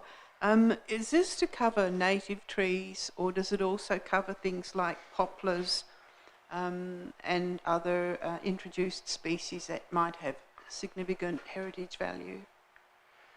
Ms Tyler Moore. Through you, Mayor, yes, it includes native and non-native tree species. And the other concern I have on page 57, it says they need to be 5 metres or more, where there are often large she oak stands in coastal areas which are significant and are important, but they wouldn't reach 5 metres. Would they be protected? And also manuka stands and salt marshes and wetlands. Ms Tyler Moore. Through you, Mayor, I'm just looking for the point about the 5 metres or more. As this is just the policy, we would have some flexibility in it to if we thought something was particularly significant, but it is more geared around trees as opposed to the salt marshes and the like. That is something that may need to be protected or considered its significance in other ways, and they may be afforded protection under other legislation. And she oaks would not be covered? Through you, Mayor, the she oaks was the question that the she oaks don't reach 5 metres. Like I said, there would be some flexibility if we thought that there was some significance, but it really is to do with the significant tree. So something has to be really unique about the tree to make a listing. It's not necessarily just its environmental offering to the local flora fauna of the area. Councillor Gladerite. Thank you. I'd like to note that there are a lot of community members who have significant concerns about the safety of big trees, and I note in the existing policy at 5.18 talks about in situations where an immediate risk to public safety from the tree is demonstrated, council approval, blah, blah, blah, blah, blah, get to the end, and a decision will be determined within 1 business day. That's been taken out of the new proposed policy, and it just says in situations where an immediate risk to public safety from a significant tree is identified, council approval must still be obtained. And it doesn't have any time frames. I was just wondering, does that need to be looked at again, do you think? If there is a significant immediate risk, should there be a time frame put in there, or how are we going to reassure the community that we will address it? Dr Stevenson. The reason we took the time frame out is whether it's an immediate safety risk varies in the eye of the beholder. So we would always do an initial assessment if we had a complaint through, as we would for any other matter raised. You know, sometimes it's going to need an arborist report, or sometimes it clearly just isn't a significant safety risk, it's just a perception. So we thought rather than be prescriptive, we still address the fact that if it's an unacceptable safety risk, it can be dealt with, but we didn't want to lock down the policy as rigidly as it had been previously. Okay, thank you. Are there any? Councillor Cordova. Thank you, Mayor. This is a very important policy, but I feel at the moment that it's not, because the process is still so cumbersome, I'm concerned that it actually doesn't go far enough to protect what we want to protect, which is trees that have aesthetic significance, important size, height, circumference, canopy, trees of significant age, trees of significant landscape value or historical significance or rarity of species or unusual physical features. Am I correct in that one major change is that now you can nominate a tree all year round, and even though they will be submitted to the Planning Commission on an annual basis, you can still nominate all year round, and that's a change. Is that correct? Dr. Stevenson. Oh, there we go. Through you, Mayor. Actually, it's always been open for nominations all year round, but we just did an annual call. So it's really just changing the focus to make it have a broader understanding. So it's currently on the website, you can nominate at any time of the year. Just in relation to your point about is it too restrictive, I mean, the planning system rules are not ours, as you know.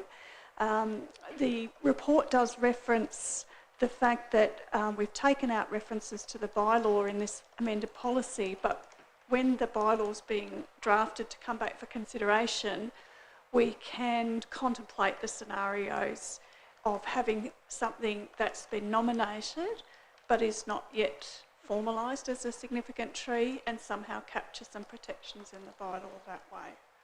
So that will be part of the next stage of work. So rather, because there is no bylaw at the moment, but we think this policy will work regardless, depending on how the bylaw is framed.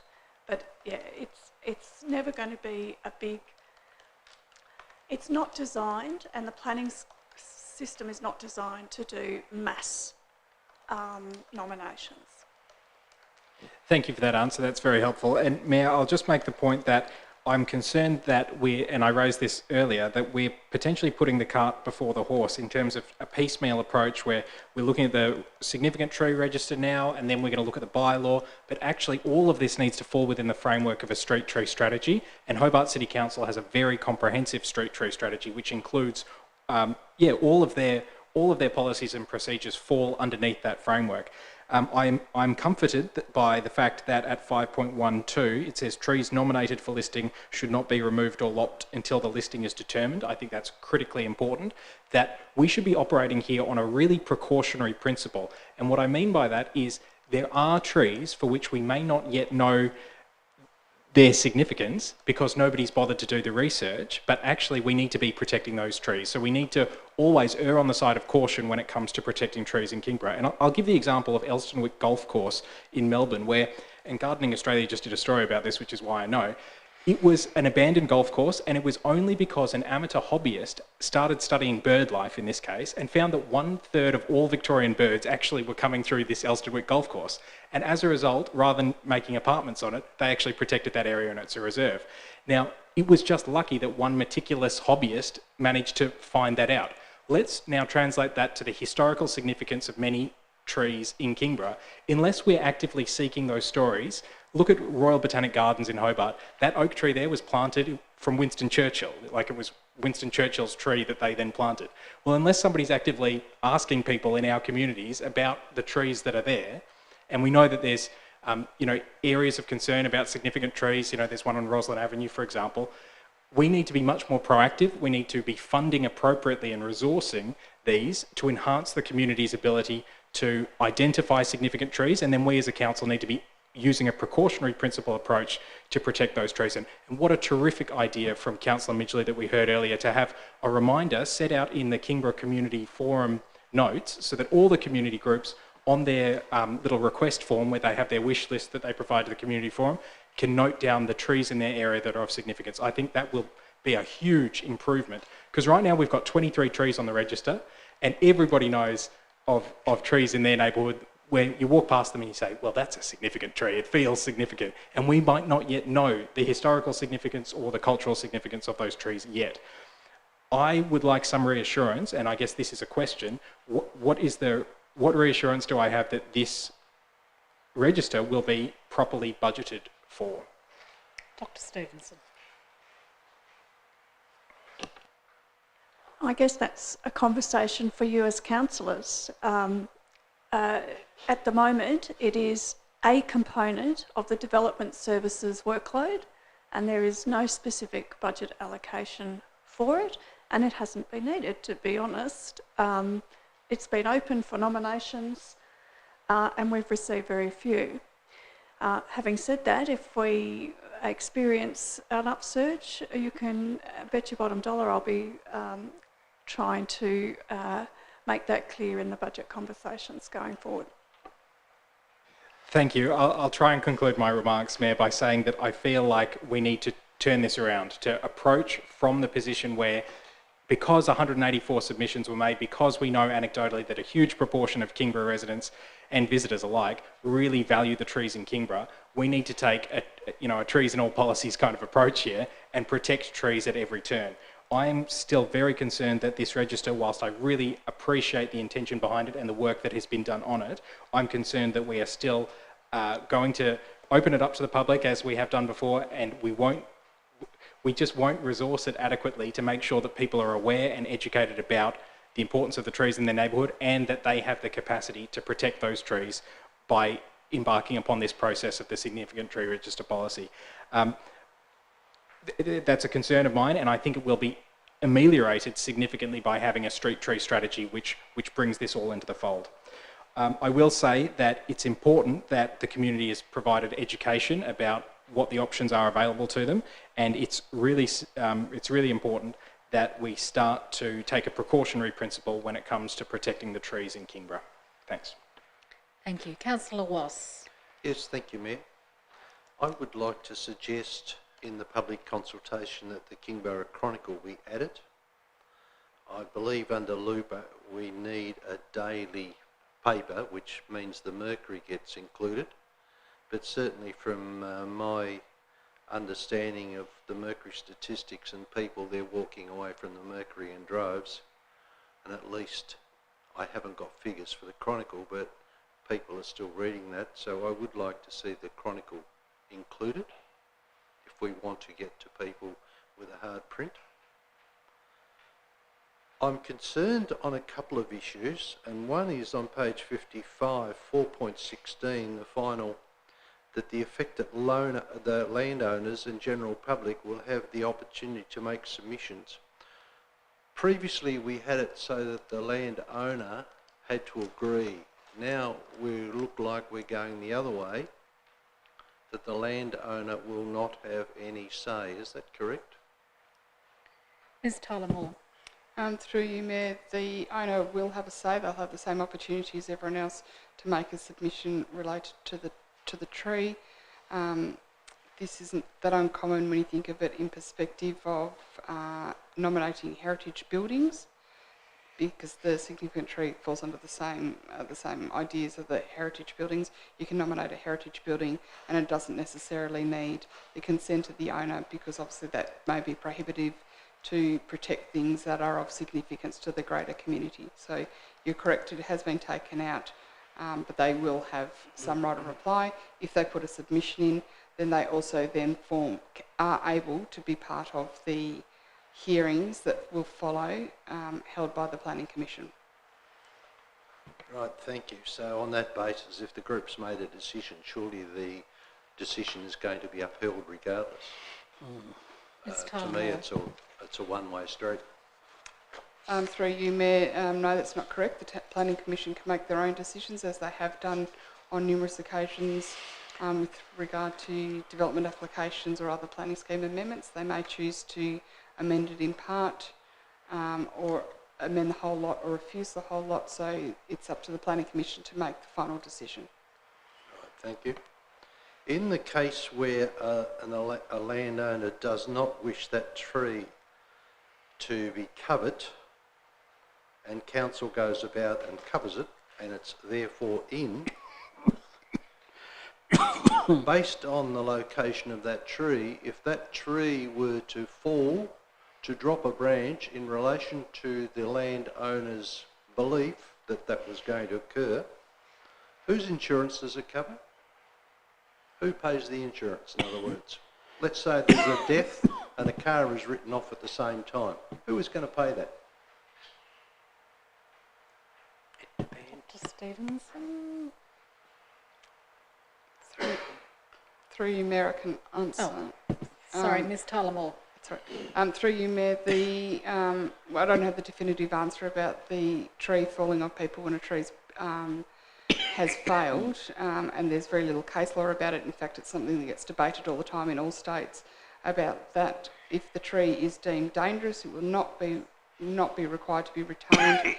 Public safety is our number one priority. We always have in all the decision making that we always make. We would never force someone to keep a tree that was dangerous. We would have a professional look at the tree, and the tree may require some modification. It's just the same as any other asset. It requires maintenance, and that may include pruning or other works to a tree to ensure that it's kept as safe as possible. So we don't have the answer about the liability, but certainly safety is our priority. In 8 months last year in Victoria, 8 people were killed by falling trees. All those trees were regarded as safe. What I'm suggesting here is in a case where the landowner, if you want to put it bluntly, knows nothing about trees, even though he's lived there all his life, is told by someone with a degree that that tree is safe and that tree fails. The question I want to know is who is liable? Why should it be the farmer who wanted the tree down or did not want it on the significant tree register? It was put there by council. It might have been a submission by council staff. It might have been a submission by a neighbour, but the tree was left, and it may be a lovely tree, but the person who owned it did not want it for, in his or her words, it was a safety issue, and we've totally ignored that, and lo and behold, 1 or 2 people are killed. I'd like to know who's going to be liable. Dr. Stevenson, I believe Ms. Tyler-Moore had actually answered your question, but Dr. Stevenson. Look, my belief is that because the policy does not prohibit removal for safety reasons, it's no different than an application of any other covenant or requirement similar to heritage, and there is no, I don't believe there is a liability for council, but I can take that on notice and ask our insurers. I'd like that. I'm not thinking the liability for council as much as the liability for the landowner, particularly when he or she have said that they didn't want it, but we've imposed it. And I don't believe that they should face an insurance claim when it was not their doing, and that's the reason my question. I want to come at it that way. I want to protect our community, both in safety and not getting an insurance tap on the shoulder that you will pay X amount of dollars. I will certainly ask our public liability insurer, and also I think it's a question we could ask Heritage Tasmania, because it must be the same in relation to heritage listings. Thank you.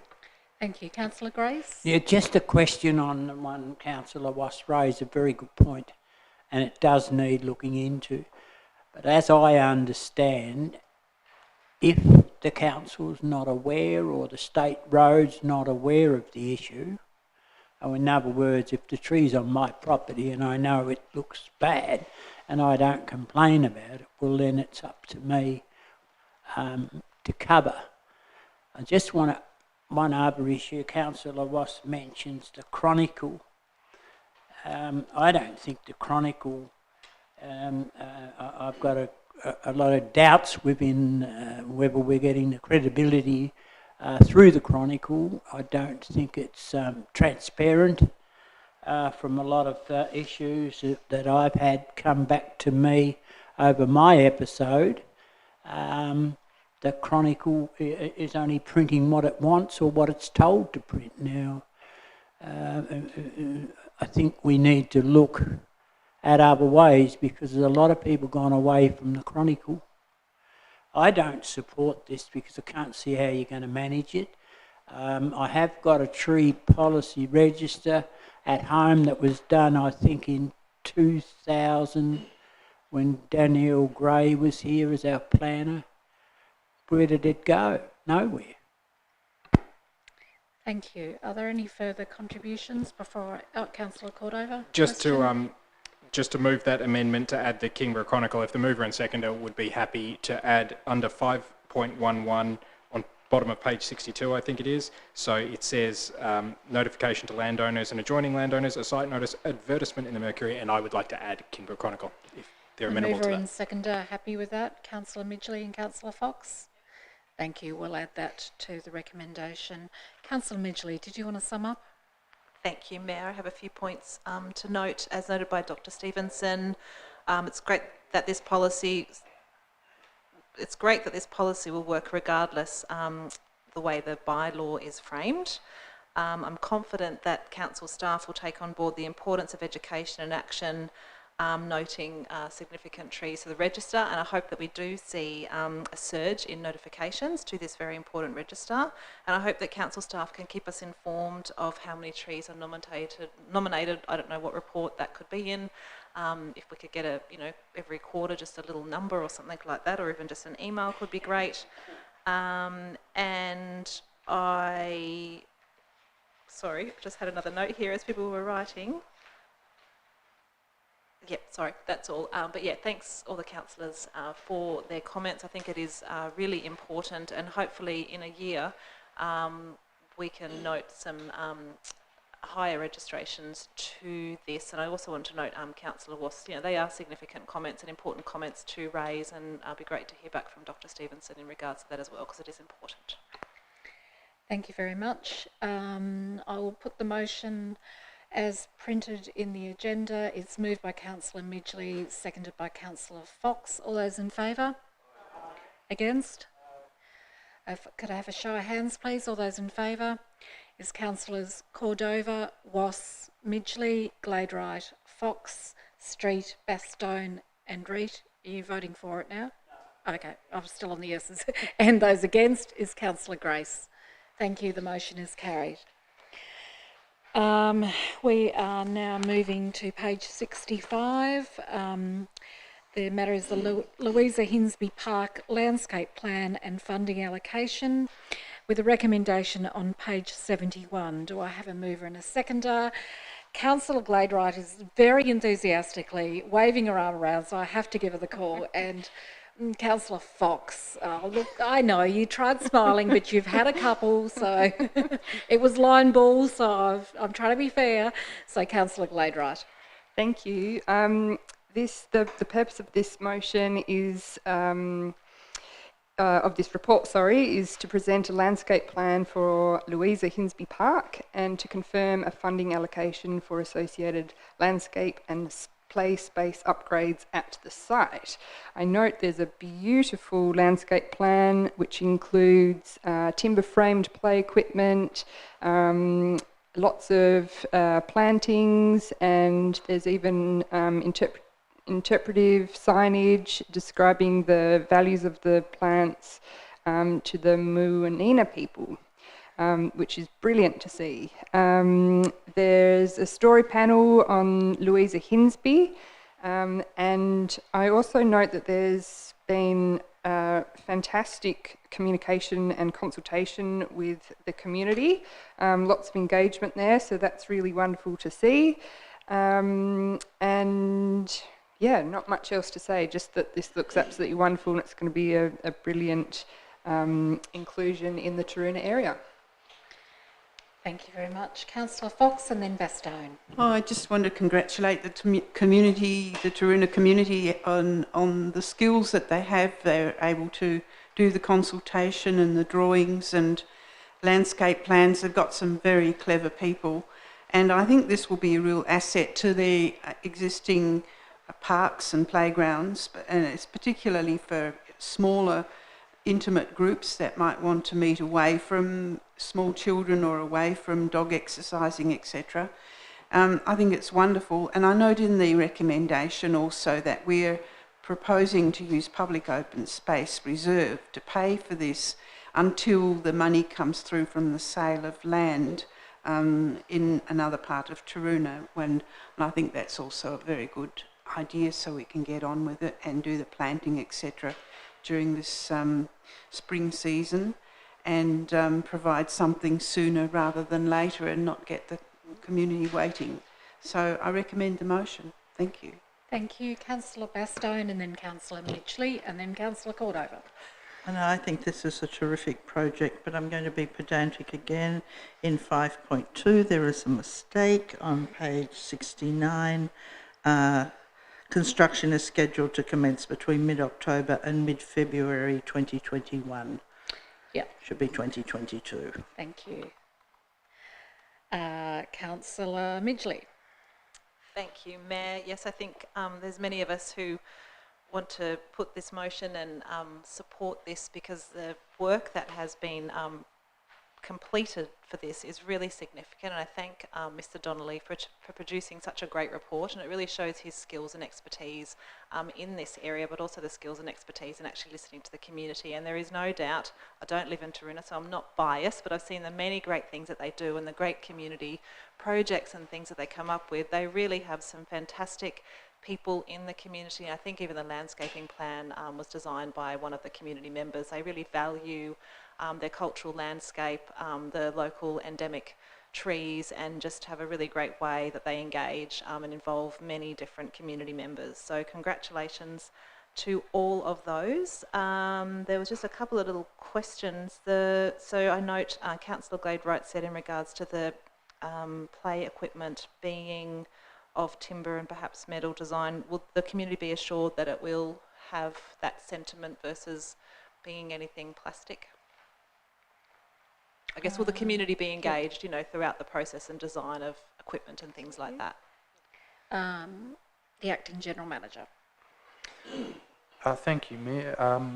The community has been engaged in the development of this plan throughout and will continue to be so, and I would imagine if they have any concerns in relation to what's going in, they will let us know very quickly. Thank you very much. That's great to know. And if I can just have an explanation in regards to the financing and just generally, I guess, the public open space available funds, noting that it's currently 996,000. So at the moment, are the land sales, have they all gone on to that public open space fund yet? And when we think about different future plans, sorry, I hope I'm not going too off the topic, but with the Spring Farm playground in that space, like how can we be assured that all the projects that we've got planned for are going to happen? And are the funds from the land sales, are they actually being put into the public open space fund, and is there more to be put in there? Mr. Smead. Through you, Mayor. So, in effect, Mr. Donnelly is asking for an advance on his pocket money. So, Council have resolved to sell 110 Channel Highway Taroona, but it can't be sold until the stormwater works are done, which aren't programmed until next year, but we want to keep the momentum going. So, the report is indicating that there's 900 odd thousand in the public open space at the moment. So the proposal is that we tap into that fund now, we utilise that fund to provide the 125,000 required to implement this plan, and when we sell 110 Channel Highway, we will in effect reimburse the public open space account. At this stage, we have only sold 2 of the properties, that being the one at Mount Pleasant and the one at Roslyn Avenue. And I'm not sure if the Roslyn Avenue property has the funding has come into the public open space account yet, but certainly the sale prices we have to date have been more than sufficient to meet the required upgrades of the playground that Council, as part of Council's resolution, we earmarked for. So in answer to your question, yes, you can be guaranteed that we have sufficient funds to do the projects that we have on our list. Thank you very much. Councillor Cordova. Thank you, Mayor. I'd just like to highlight, as has been mentioned before, but items C and D on page 68, a perimeter planting of Taroona native tree, shrub and ground cover species. The 25 species selected were used by the area's traditional owners, the Muwanina people, for food, shelter, medicine and or tools. And D, interpretive plant labels for each species describing their value to the Muanina, designed with help from Taroona Primary School students and Aboriginal consultant Trish Hodge.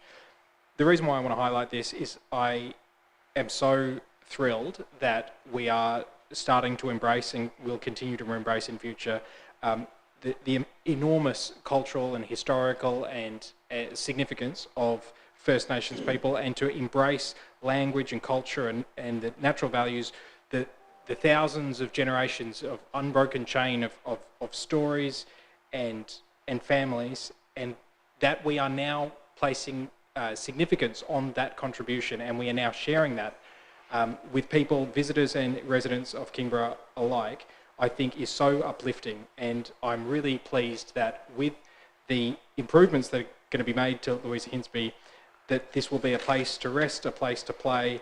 It's a place where friends will gather and meet, and where children will engage their imaginations. And the fact that we are making at least an effort at long last, I know that those efforts are improving and increasing, and there's so much more work to be done.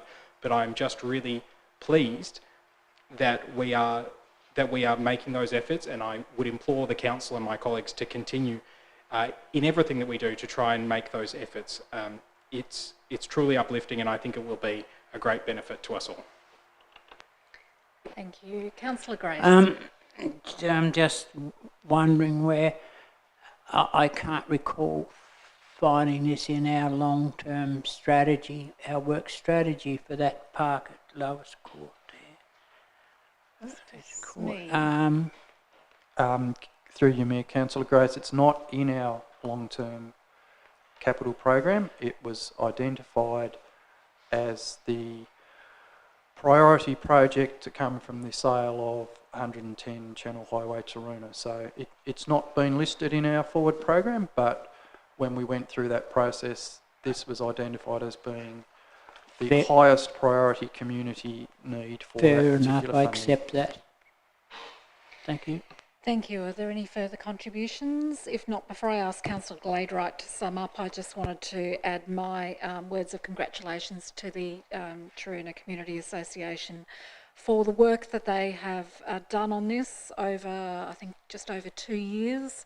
There is a great dossier of all the consultation that was undertaken by them, and then later on involving our urban design planner.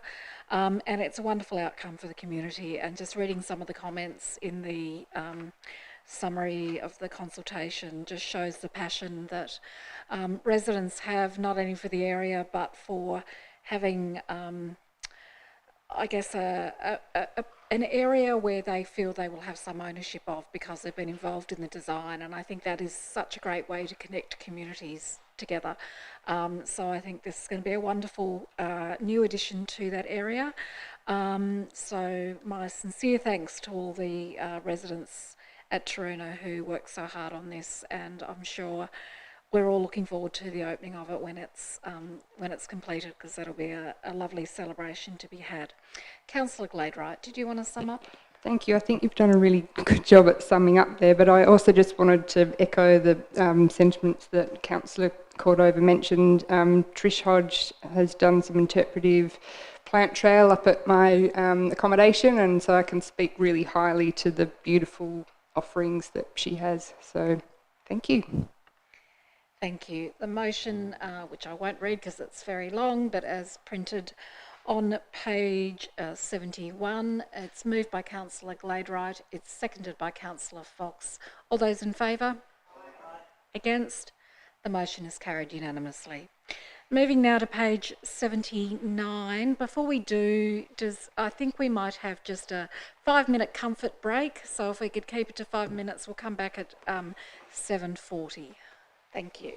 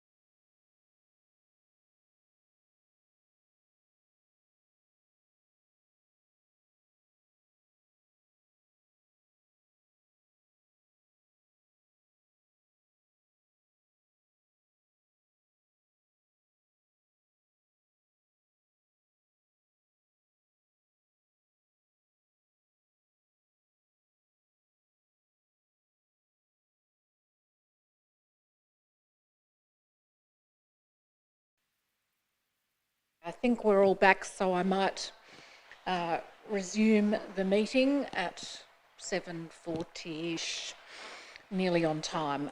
Welcome back. We're up to 16.4 on the agenda. However, I'm aware that we have a very patient member of the public gallery who had an interest in item 16.8, so I'm going to move that to be discussed now rather than have him wait for the remainder of the meeting. So so we go now to page 103 in relation to the use of anodised aluminium battens at Tinderbox Beach Reserve, with a recommendation on page 105. Do I have a mover and a seconder, please? Mover is Councillor Fox, seconded Councillor Midgley. Councillor Fox. Thank you, Mayor. I really support this recommendation. I know there's been quite a lot of discussion with the community on this issue, and there have been some very strong feelings expressed, and I think the recommendation recommends, as recommended, recognises those strong feelings that the community prefers to have wooden benches rather than metal anodised ones, even though there might be some saving to council in terms of maintenance with the anodised ones, but the park benches fit into the environment down at Tinderbox, and it's the community's preference, so I recommend the motion. Thank you. Thank you, Councillor Fox. Councillor Midgley. Thank you, Mayor. I just love when the community comes to us with petitions and knowledge of their local area and provides some information and vision for what they would like to see, because they are the community that lives in that local area. I love going to Tinderbox and the carols and the great things that happen in Tinderbox and a lovely retreat on a warm day. So it's really great. So I just want to congratulate them for speaking up and having a say, and Mr Sidebottom, who's in the audience tonight, for attending the council meeting and putting the petition to council. Just had a bit of a conversation and with Mr Sidebottom actually, and a few questions have arisen. Wondering, will the timber be FSC certification? Mr Johnson, I'd like to throw that question to you. Yes, thank you. Through you, Mayor. It will be. It's a native Australian timber species, and it will be certified. Wonderful, thank you so much. And wondering if the local residents could be assured that for the future, if there is an upgrading to some of the infrastructure, that there can be consistency in regards to that. Mr Johnson. Look, through you, Mayor, sorry, we would make our best attempts to do that. I think what you don't want to do is lose some flexibility in locking yourself into making some decisions now that, particularly around timber species, that you may or may not be able to acquire at the time. There may be some other, there's always a range of issues and competing objectives. And an example at the moment is in southern Tasmania, there's nowhere to have galvanising done, for example. So I think you need to have some flexibility and be versatile in making some decisions that, at particular times that may suit the actual, you've got competing objectives against the look and the feel, against the cost, or what's the availability or the lag time, and there's a number of considerations. So I think we would always try and consult with the community, and when you have a passionate community, as we've seen with the residents down there, we would do our best to facilitate that, but I can't fundamentally put my hand on my heart and say that there would always be consistency in that area. Great, thank you, that's a great answer. And I guess it raises a matter as well around engagement, and I understand that we will soon be having a community engagement officer, and I know we don't engage on every single thing because that would just consume so much time of our council staff. But I guess now that we do know that there is a local and passionate community, perhaps if there are any works happening in this area in the future, that they can be engaged. And I have noted to Mr Sidebottom as well that if they do have a community group, that we do have the Kingborough Community Forum, and perhaps he can get in touch with Mr Stevenson to be a part of that as well. Thank you. Are there any further contributions? Just before I ask Councillor Fox if she'd like to sum up, I just wanted to thank the petitioner, Mr Sidebottom, for his input into this and for representing the interests of the community. We appreciate this, and don't forget there are local government elections next year. We're looking for high quality candidates, so I'll just put that out there. But thank you very much for the work that you did on this, and it's pleasing that we've been able to provide the resolution that you were seeking, and that we hope that the community are very, very happy with that. So thank you for your work. I will put the motion, I'll ask Councillor Fox to sum up. No, thank you very much, Councillor Fox. So the motion as printed on page 105 and on the screen, moved by Councillor Fox, seconded by Councillor Midgley. All those in favour? Against? The motion is carried unanimously. There you go. We go back now to page 79, item 16.4, the Copping Refuse Site Joint Disposal Authority proposed rule change, with a recommendation on page 80. It's moved by Councillor Street, seconded by Councillor Fox. Councillor Street. Thank you, Mayor. Earlier this year, we approved a change to the Copping Refuse Disposal Site Joint Authority rules, so that the dividend rule was changed so that the authority may not declare a dividend in excess of the amount recommended by the board, which was an entirely reasonable change to make. The Local Government Act requires council's approval to make that change because it's a joint authority. And the Act also says that we need to put it out to public consultation, which we've done. Somewhat unsurprisingly, no submissions were received on this incredibly exciting topic from the public, and we now are in a position where we have to make a choice about adopting the proposed amendment. The amendment is a very good idea. I think it's financially responsible that the authority not declare a dividend in excess of what the board think is appropriate. And I commend the motion to Council. Thank you for that eloquent contribution, Councillor Street. Does anybody else have anything they'd like to contribute? If not, I'm not going to ask you to sum up what you just said yourself. So I will put the motion that's moved by Councillor Street, seconded by Councillor Fox.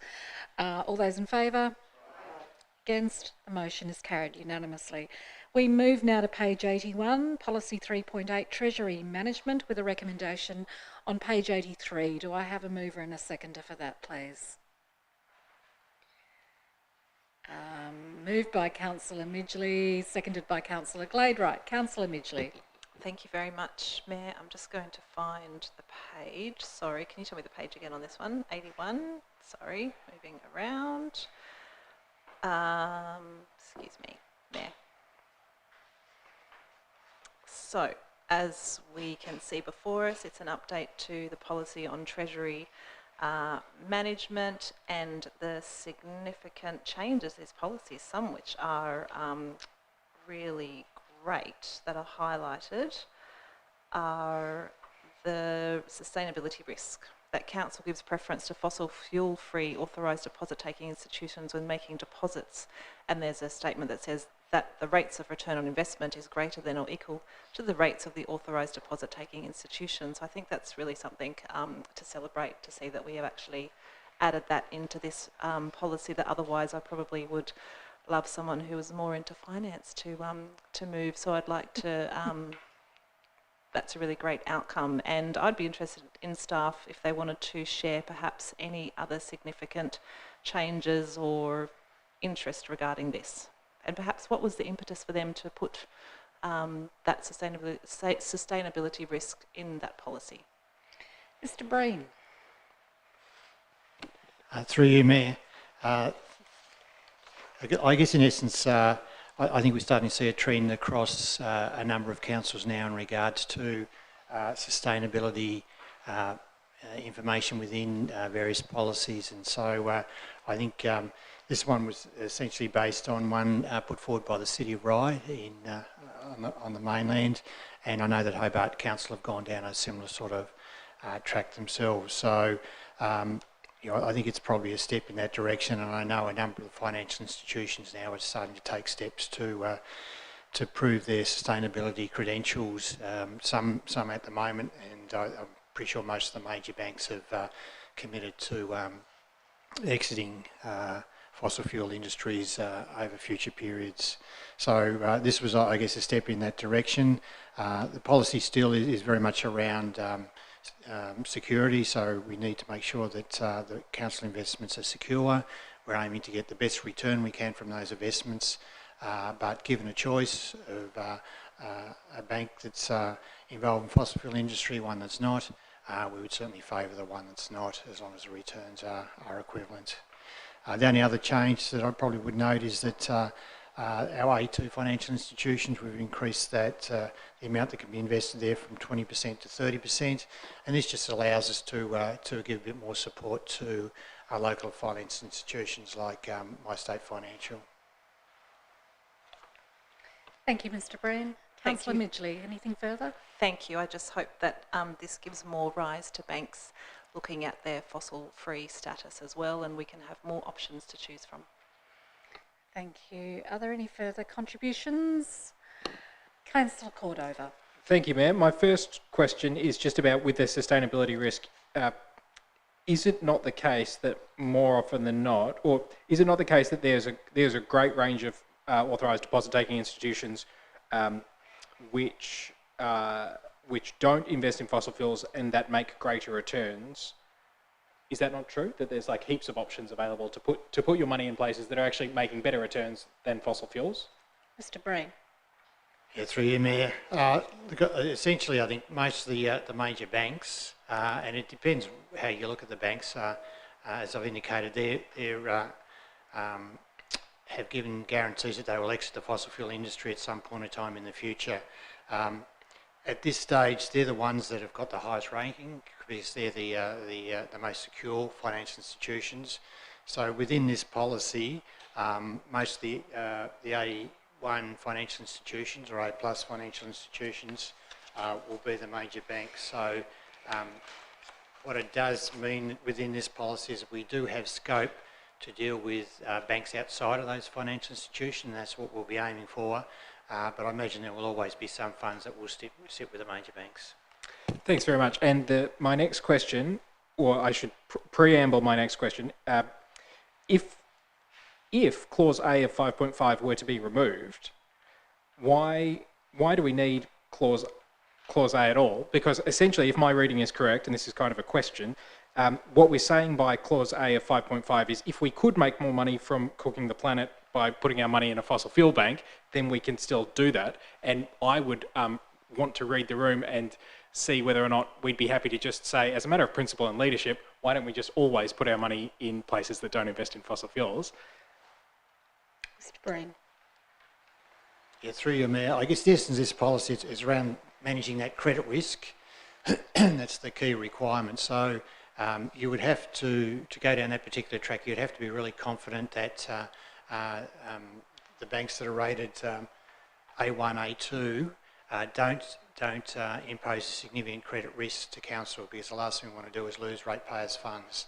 So at this stage, that's why the policy basically sets that credit risk first, return second, sustainability third. Thank you. Well, I'll just make the point that we're absolutely on the right track by trying to have ethical investments and stop the cooking of the planet by taking our money away from people who are trying to cook it, and that is the fossil fuel industry. We are in a climate emergency and there's a climate breakdown occurring, and the way that we can mitigate that is by partially through protest and through politics, but also through market, and making the right, pulling the right levers for the market to make sure that we head in the right directions with respect to renewables and things like that.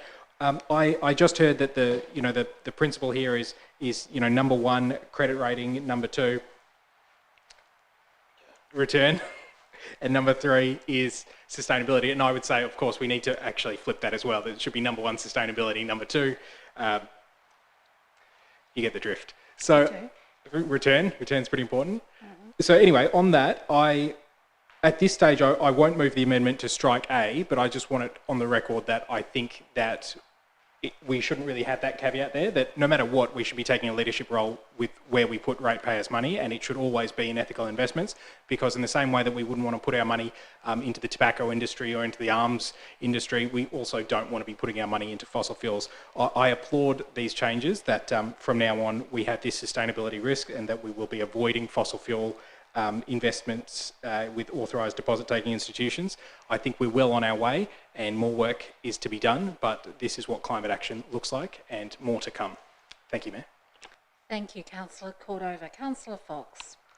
I have, it's an interesting discussion, but I do think we're being a bit hypocritical because council has cars, owns cars which are driven by petrol. And I'm sure most banks lend money to people buying cars. In fact, I'd say that even my state or others who purportedly aren't involved in fossil fuels would still lend money to people who want to buy cars that are running on fossil fuels. So it's just about impossible to decide categorically that we are making an ethical investment. Thank you. Thank you, Councillor Fox. Councillor Wass. Yes, thank you, Mayor. I just wanted to reinforce, I guess, what Mr. Breen said and remember Huon Valley Council investments a number of years ago. Thank you. No further speakers. In that case, Councillor Midgley, did you want to sum up? Thank you, Mayor, and thank you, Councillor Cordova, for always the sentiments that sometimes I think I'm a bit of a soft green sometimes. But yeah, thank you for reminding us of the importance of this divestment. And it is, I guess for me, I supported this motion because it is a move in the right direction, and I hope it is a move that we'll continue to see in the future that will be stronger and strengthened by the industry and by the banks. So I think it's a stepping into the right direction, and that's why I could take that stronger line and actually push that we remove the A, but I would like to just take incremental steps and perhaps hopefully in the next time, and hopefully I'm in council for the next term, that we can actually see a significant change around for the future, for the planet. Thank you, Councillor Midgley.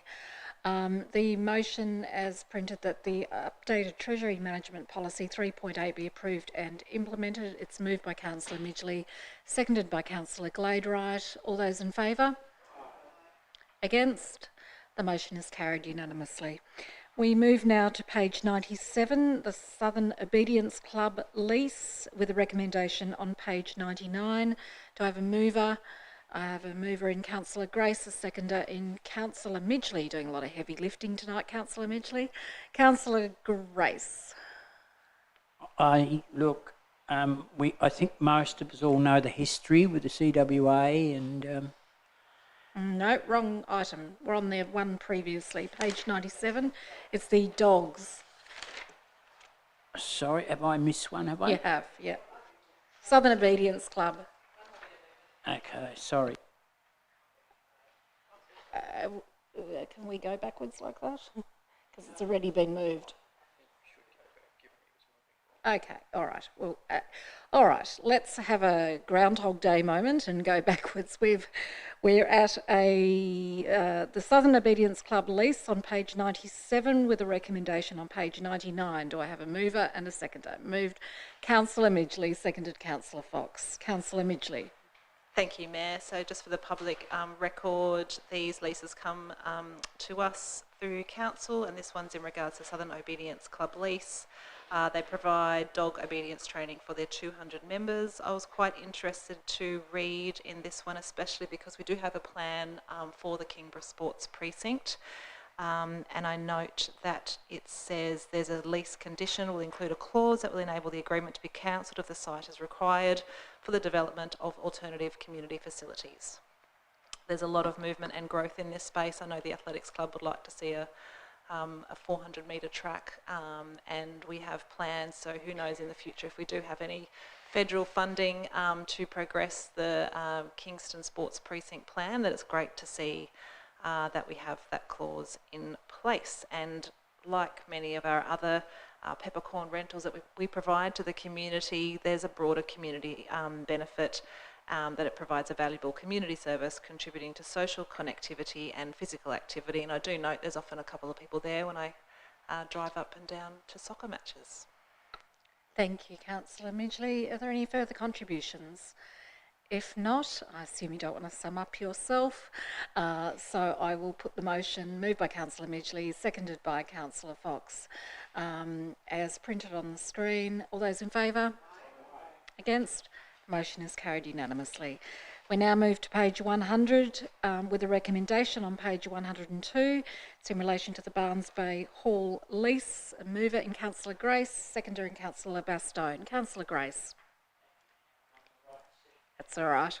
Pop your light on those so we can hear you. Thanks. Now, I doubt whether any of us would disagree with this. They've been in the hold of that hall for 25 years and they've always maintained to a very good standard. And we often have progress meetings there every 3 or 4. Turnaround, Councillor Bastone's been there. Many times. Many times. So I wish him well for another 25 years.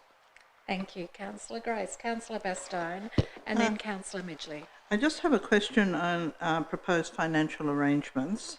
Proposed the leasee has responsibility for all the outgoings associated with the use of the premises. Does this include the public liability insurance on the premises?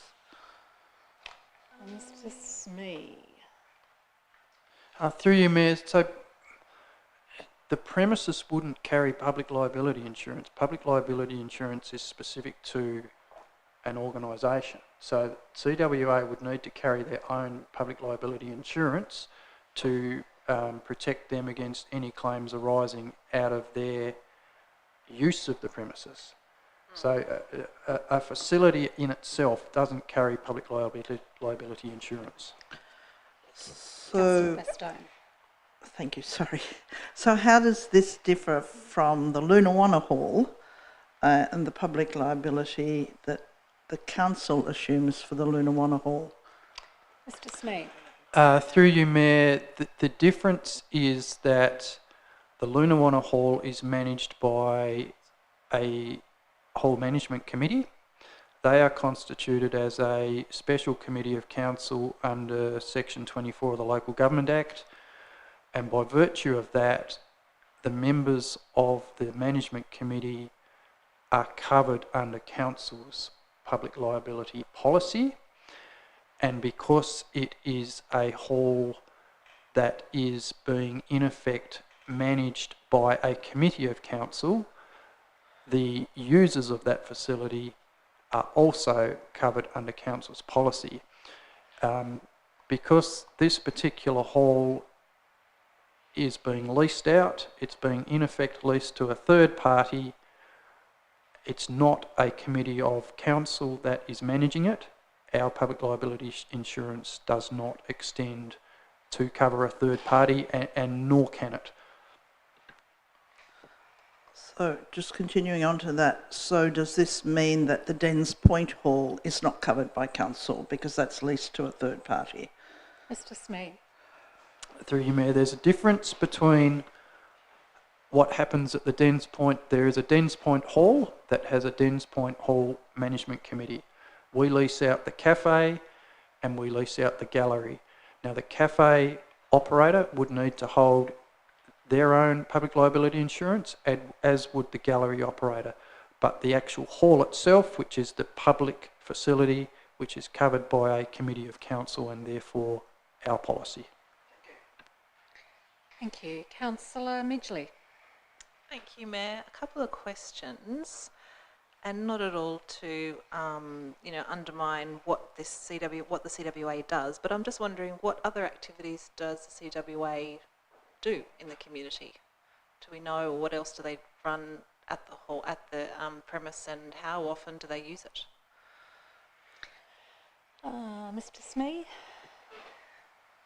My understanding is that the hall is used on a weekly basis. They use it for meetings, they use it for their fundraising activities, and bearing in mind they're not a large group. I think the report indicates they only have 19 members, so I don't think you can expect that it's going to have a great deal of use, but they also hire the hall out for the use by the community, and as Councillor Grace has indicated, you know, it's used for meetings for the Bruny Island Community Association and is available for a range of other community uses.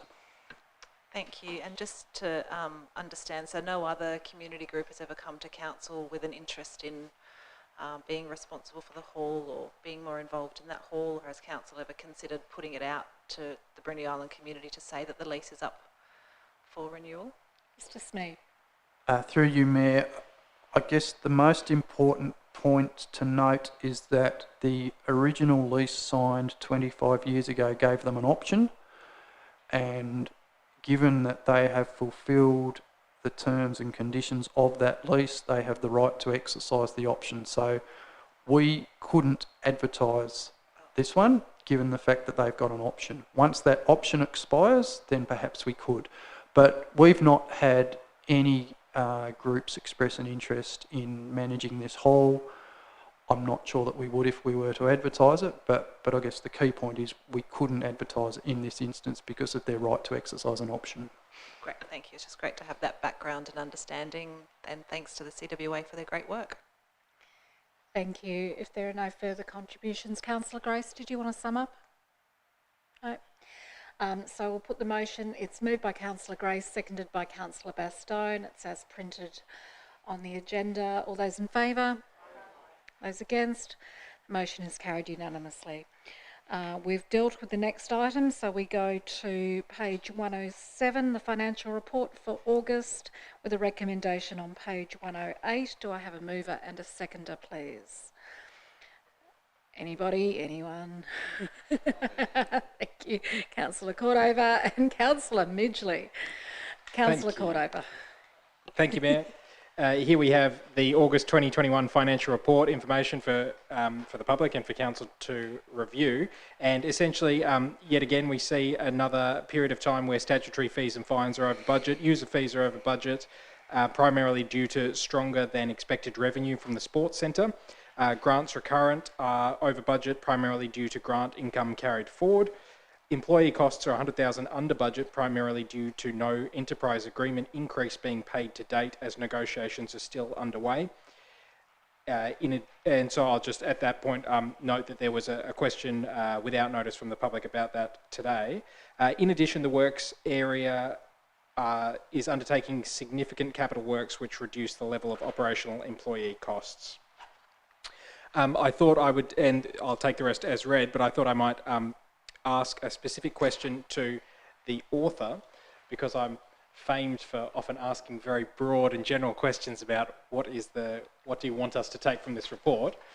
No, that was actually a pretty good question. What do we want to, what are the highlights of this report? 8:10, Councillor Cordover. Mr. Breen. Through you, Mayor, very briefly. Look, I think in essence it's been a pretty solid start to the year. Most areas are pretty well on track in line with budget. It is a positive that our FAGS grants are $150,000 over budget, and I think that will continue on into the future. So apart from that, probably the other thing to note is the user fees being comfortably over budget, and we've seen this trend a lot with the sports centre over the last couple of years. They're certainly getting full usage. They're getting a lot of use of the kiosk, a lot of revenue being generated through that source. So certainly at this stage, things are looking pretty positive, and my hope is that in the mid-year review that we bring forward in December, there may be some opportunities for council to bring forward some additional expenditure. Oh, you've set the cat amongst the pigeons now. Thanks, Mr. Breen. Thank you. Bring forward financial expenditure. You heard it here first. To conclude my remarks, please, Mayor, yet again, I'll just make that clarion call that I think that there is a disconnect between the perception of the finance among the community and some councillors that the situation's dire, that we're running out of money, and the reality, which we hear period after period, which is that this council is very well financially managed. we are a very fiscally prudent council, and we have the best interests of the community at heart when it comes to the expenditure of ratepayers' funds. And as a result, I would make the call yet again that I think we do need to focus more on things like community grants, on climate action, on making sure that we take care of the vulnerable, and we use council funds obviously responsibly and judiciously, but we do it in such a way that it leaves no one behind. So I want to again commend the author and authoriser of this report. I want to emphasise that this council is well financially managed, and we will continue to do so into the future, and onwards and upwards. Thank you, Mayor. Thank you, Councillor Cordova. Councillor Midgley. Thank you, Mayor. I have a question regarding why isn't the play space at Spring Farm or Whitewater Park Estate on the Capital Works budget of this finance report? Mr. Breen. Yeah, through you, Mayor. I'm aware there's one park that came about after the budget was initially put together, so it's certainly in the plans and it's in the works, but it didn't. I don't think it was finalised in time to go into the capital expenditure report, which is in front of you today. Oh, okay. So that can't be amended as time goes, or can it be will it be in the next one? Just I think people in the community would like it to be in there so they can be assured that things are going to be happening. Mr. Breen. Yeah, through you, Mayor. I guess my understanding is that the report stands as it is, as approved by Council. So that's the reason it's not in there. But I'm certainly aware that that I think it's the Spring Farm works are approved by Council and therefore will need to be funded. Do you have a further question, Councillor Midgley? I just wanted to say thank you very much, and hopefully that provides some clarification for community members. Thank you. Any further speakers? If not, we will put the motion that Council endorses the attached financial report as at the 31st of August 2021, moved by Councillor Cordova, seconded by Councillor Midgley. All those in favour? Against? Motion is carried unanimously. We move now to the Development Services Quarterly Report on page 129 with a recommendation on page 134. Do I have a mover and a seconder, please? Wake up. I'm going to just wait till somebody... I'll move it, it's fine. Councillor Midgley, I owe you some chocolate. Thank you, Councillor Midgley and Councillor Cordova. Thank you, Mayor. So I think it's really great that we get a Development Services Quarterly Report, and I encourage community members who are still listening to read this, because it provides us with a great understanding of the great work that the planning staff are doing, and we get the charts in regards to the growth in the past 5 years. We can see how busy they are. We get an update in regards to different applications, subdivision applications that are currently in, as is noted around hunting field, state government subdivision application, and also information about the planning scheme and any provisions or updates in regards to that, because so many things come across our desk. So it is great that these are written down, and I just, it takes time for staff to actually put this forward as well, so putting this together, so I thank them as well for putting this together. And it's great as well to have a planning appeal update in regards to where things are, because the interesting one is at 36 Jenkins Street. That was quite, correct me if I'm wrong, but I'm quite sure that was quite controversial by many community members. So it's great to see the outcome of certain areas in the building and plumbing and grants and things like that. So I note the recommendation just notes it to be noted. I do have a couple of questions, Mayor, and I'll just go to those. So, so the first one was in regards to, and sometimes public actually do email me a couple of questions in regards to these reports, just to note.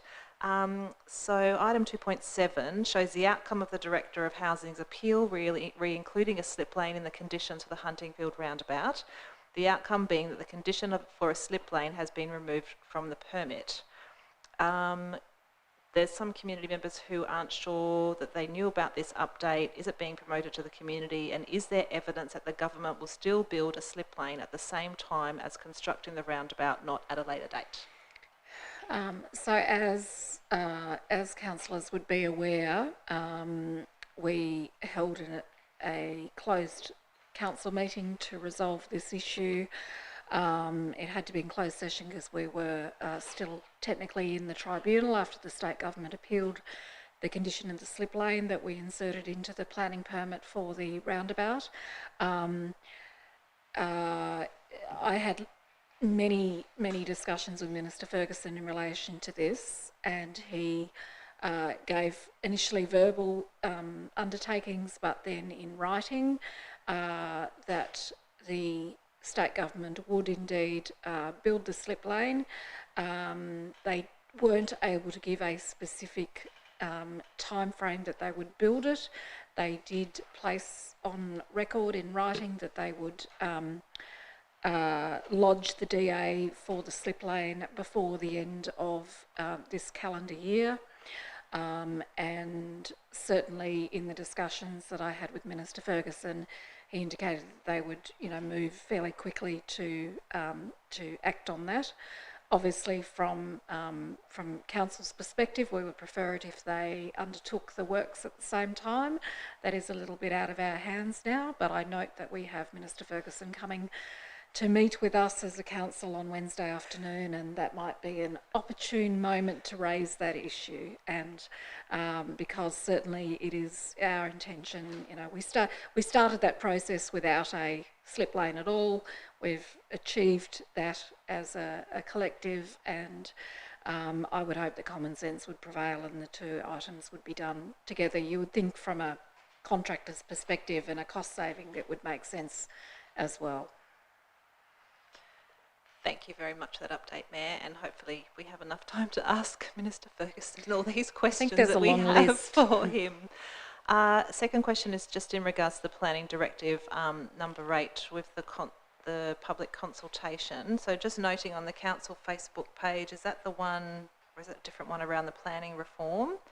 The Minister for Local Government and Planning has released the Tasmanian planning policies, and I note that it says how to make a submission, and it's quite cumbersome and time consuming for community members to understand these big documents and submissions, but I thought it would be really important for community members to actually understand. And I note that it says, oh sorry, it's a different one. Oh, whoops. Yeah, you're on 2.1 because that consultation is closed. Oh, I am. Okay, that one's closed. Sorry. Yeah. No. Yeah, that's different to this one. I'm just looking at the one on the website. Where is that one in here? Oh, 2.4. Sorry, 2.4, that's what I meant to look at. Sorry, excuse me. So the scoping paper for the Tasmanian planning policies. Is that the one that I'm referring to? Okay, just getting the terminology right.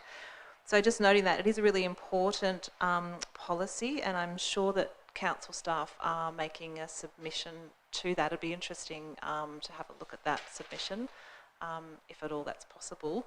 But also, anyone in the community could make a submission, but they're saying as well that if you would like further information or a briefing, to contact the planning policy unit. And I'm just wondering council staff's thought on perhaps contacting and asking for a briefing and promoting that one to the community to see if any local community members perhaps would like to attend a briefing to understand it further, to inform them to make a decision. So are you suggesting that council ask to have a briefing that we invite members of the community to attend? That's right. Thank you, Mayor, for summing that up. Just clarifying, it's getting late in the night. Thank you. Just to clarify that at this stage, the consultation is only on the principle of the policies. It's not on the policies themselves. So it's really to say, do you agree with the themes and how they relate to the planning system? That's right, isn't it, Tasha? And through you, Mayor, that is correct, but that's certainly the starting point, and I think that it's easily accommodated to ask for that briefing should the councillors collectively want that briefing. It's something we could host. Yeah. But just it's not getting into the specifics of what does the hazard and risk policy look like at this stage. So just in terms of managing community expectations, this is about the principle of having planning policies and how they influence our planning system. Thank you. Are there any further? Councillor Cordova. Thank you, Mayor. I've got a question about the chart comparing the number of planning permit applications over the past 5 years. My first question is about, do we ever do any kind of forecasts about what we anticipate will happen? That's my first question. Ms Tyler-Moore. Through you, Mayor, we do forecasts in two forms. One is a guess at what we think it's going to do. Staff have the opportunity to guess what the final number is, which is just a nice, is that like a light-hearted way. Jelly beans in a It is jar. like a sweep. But also we look at the trends that occur. So when I produce these statistics, we look at where the peak is, because obviously we had the pandemic and the slowness with that, and then we look at what other grants are going to that have come out. But we can only really look in past rather than future, because we never know what the state government's or the federal government's going to pull out of the hat that's going to do that. But based on these statistics, you could see if the trend continues, that we will reach another peak number of applications.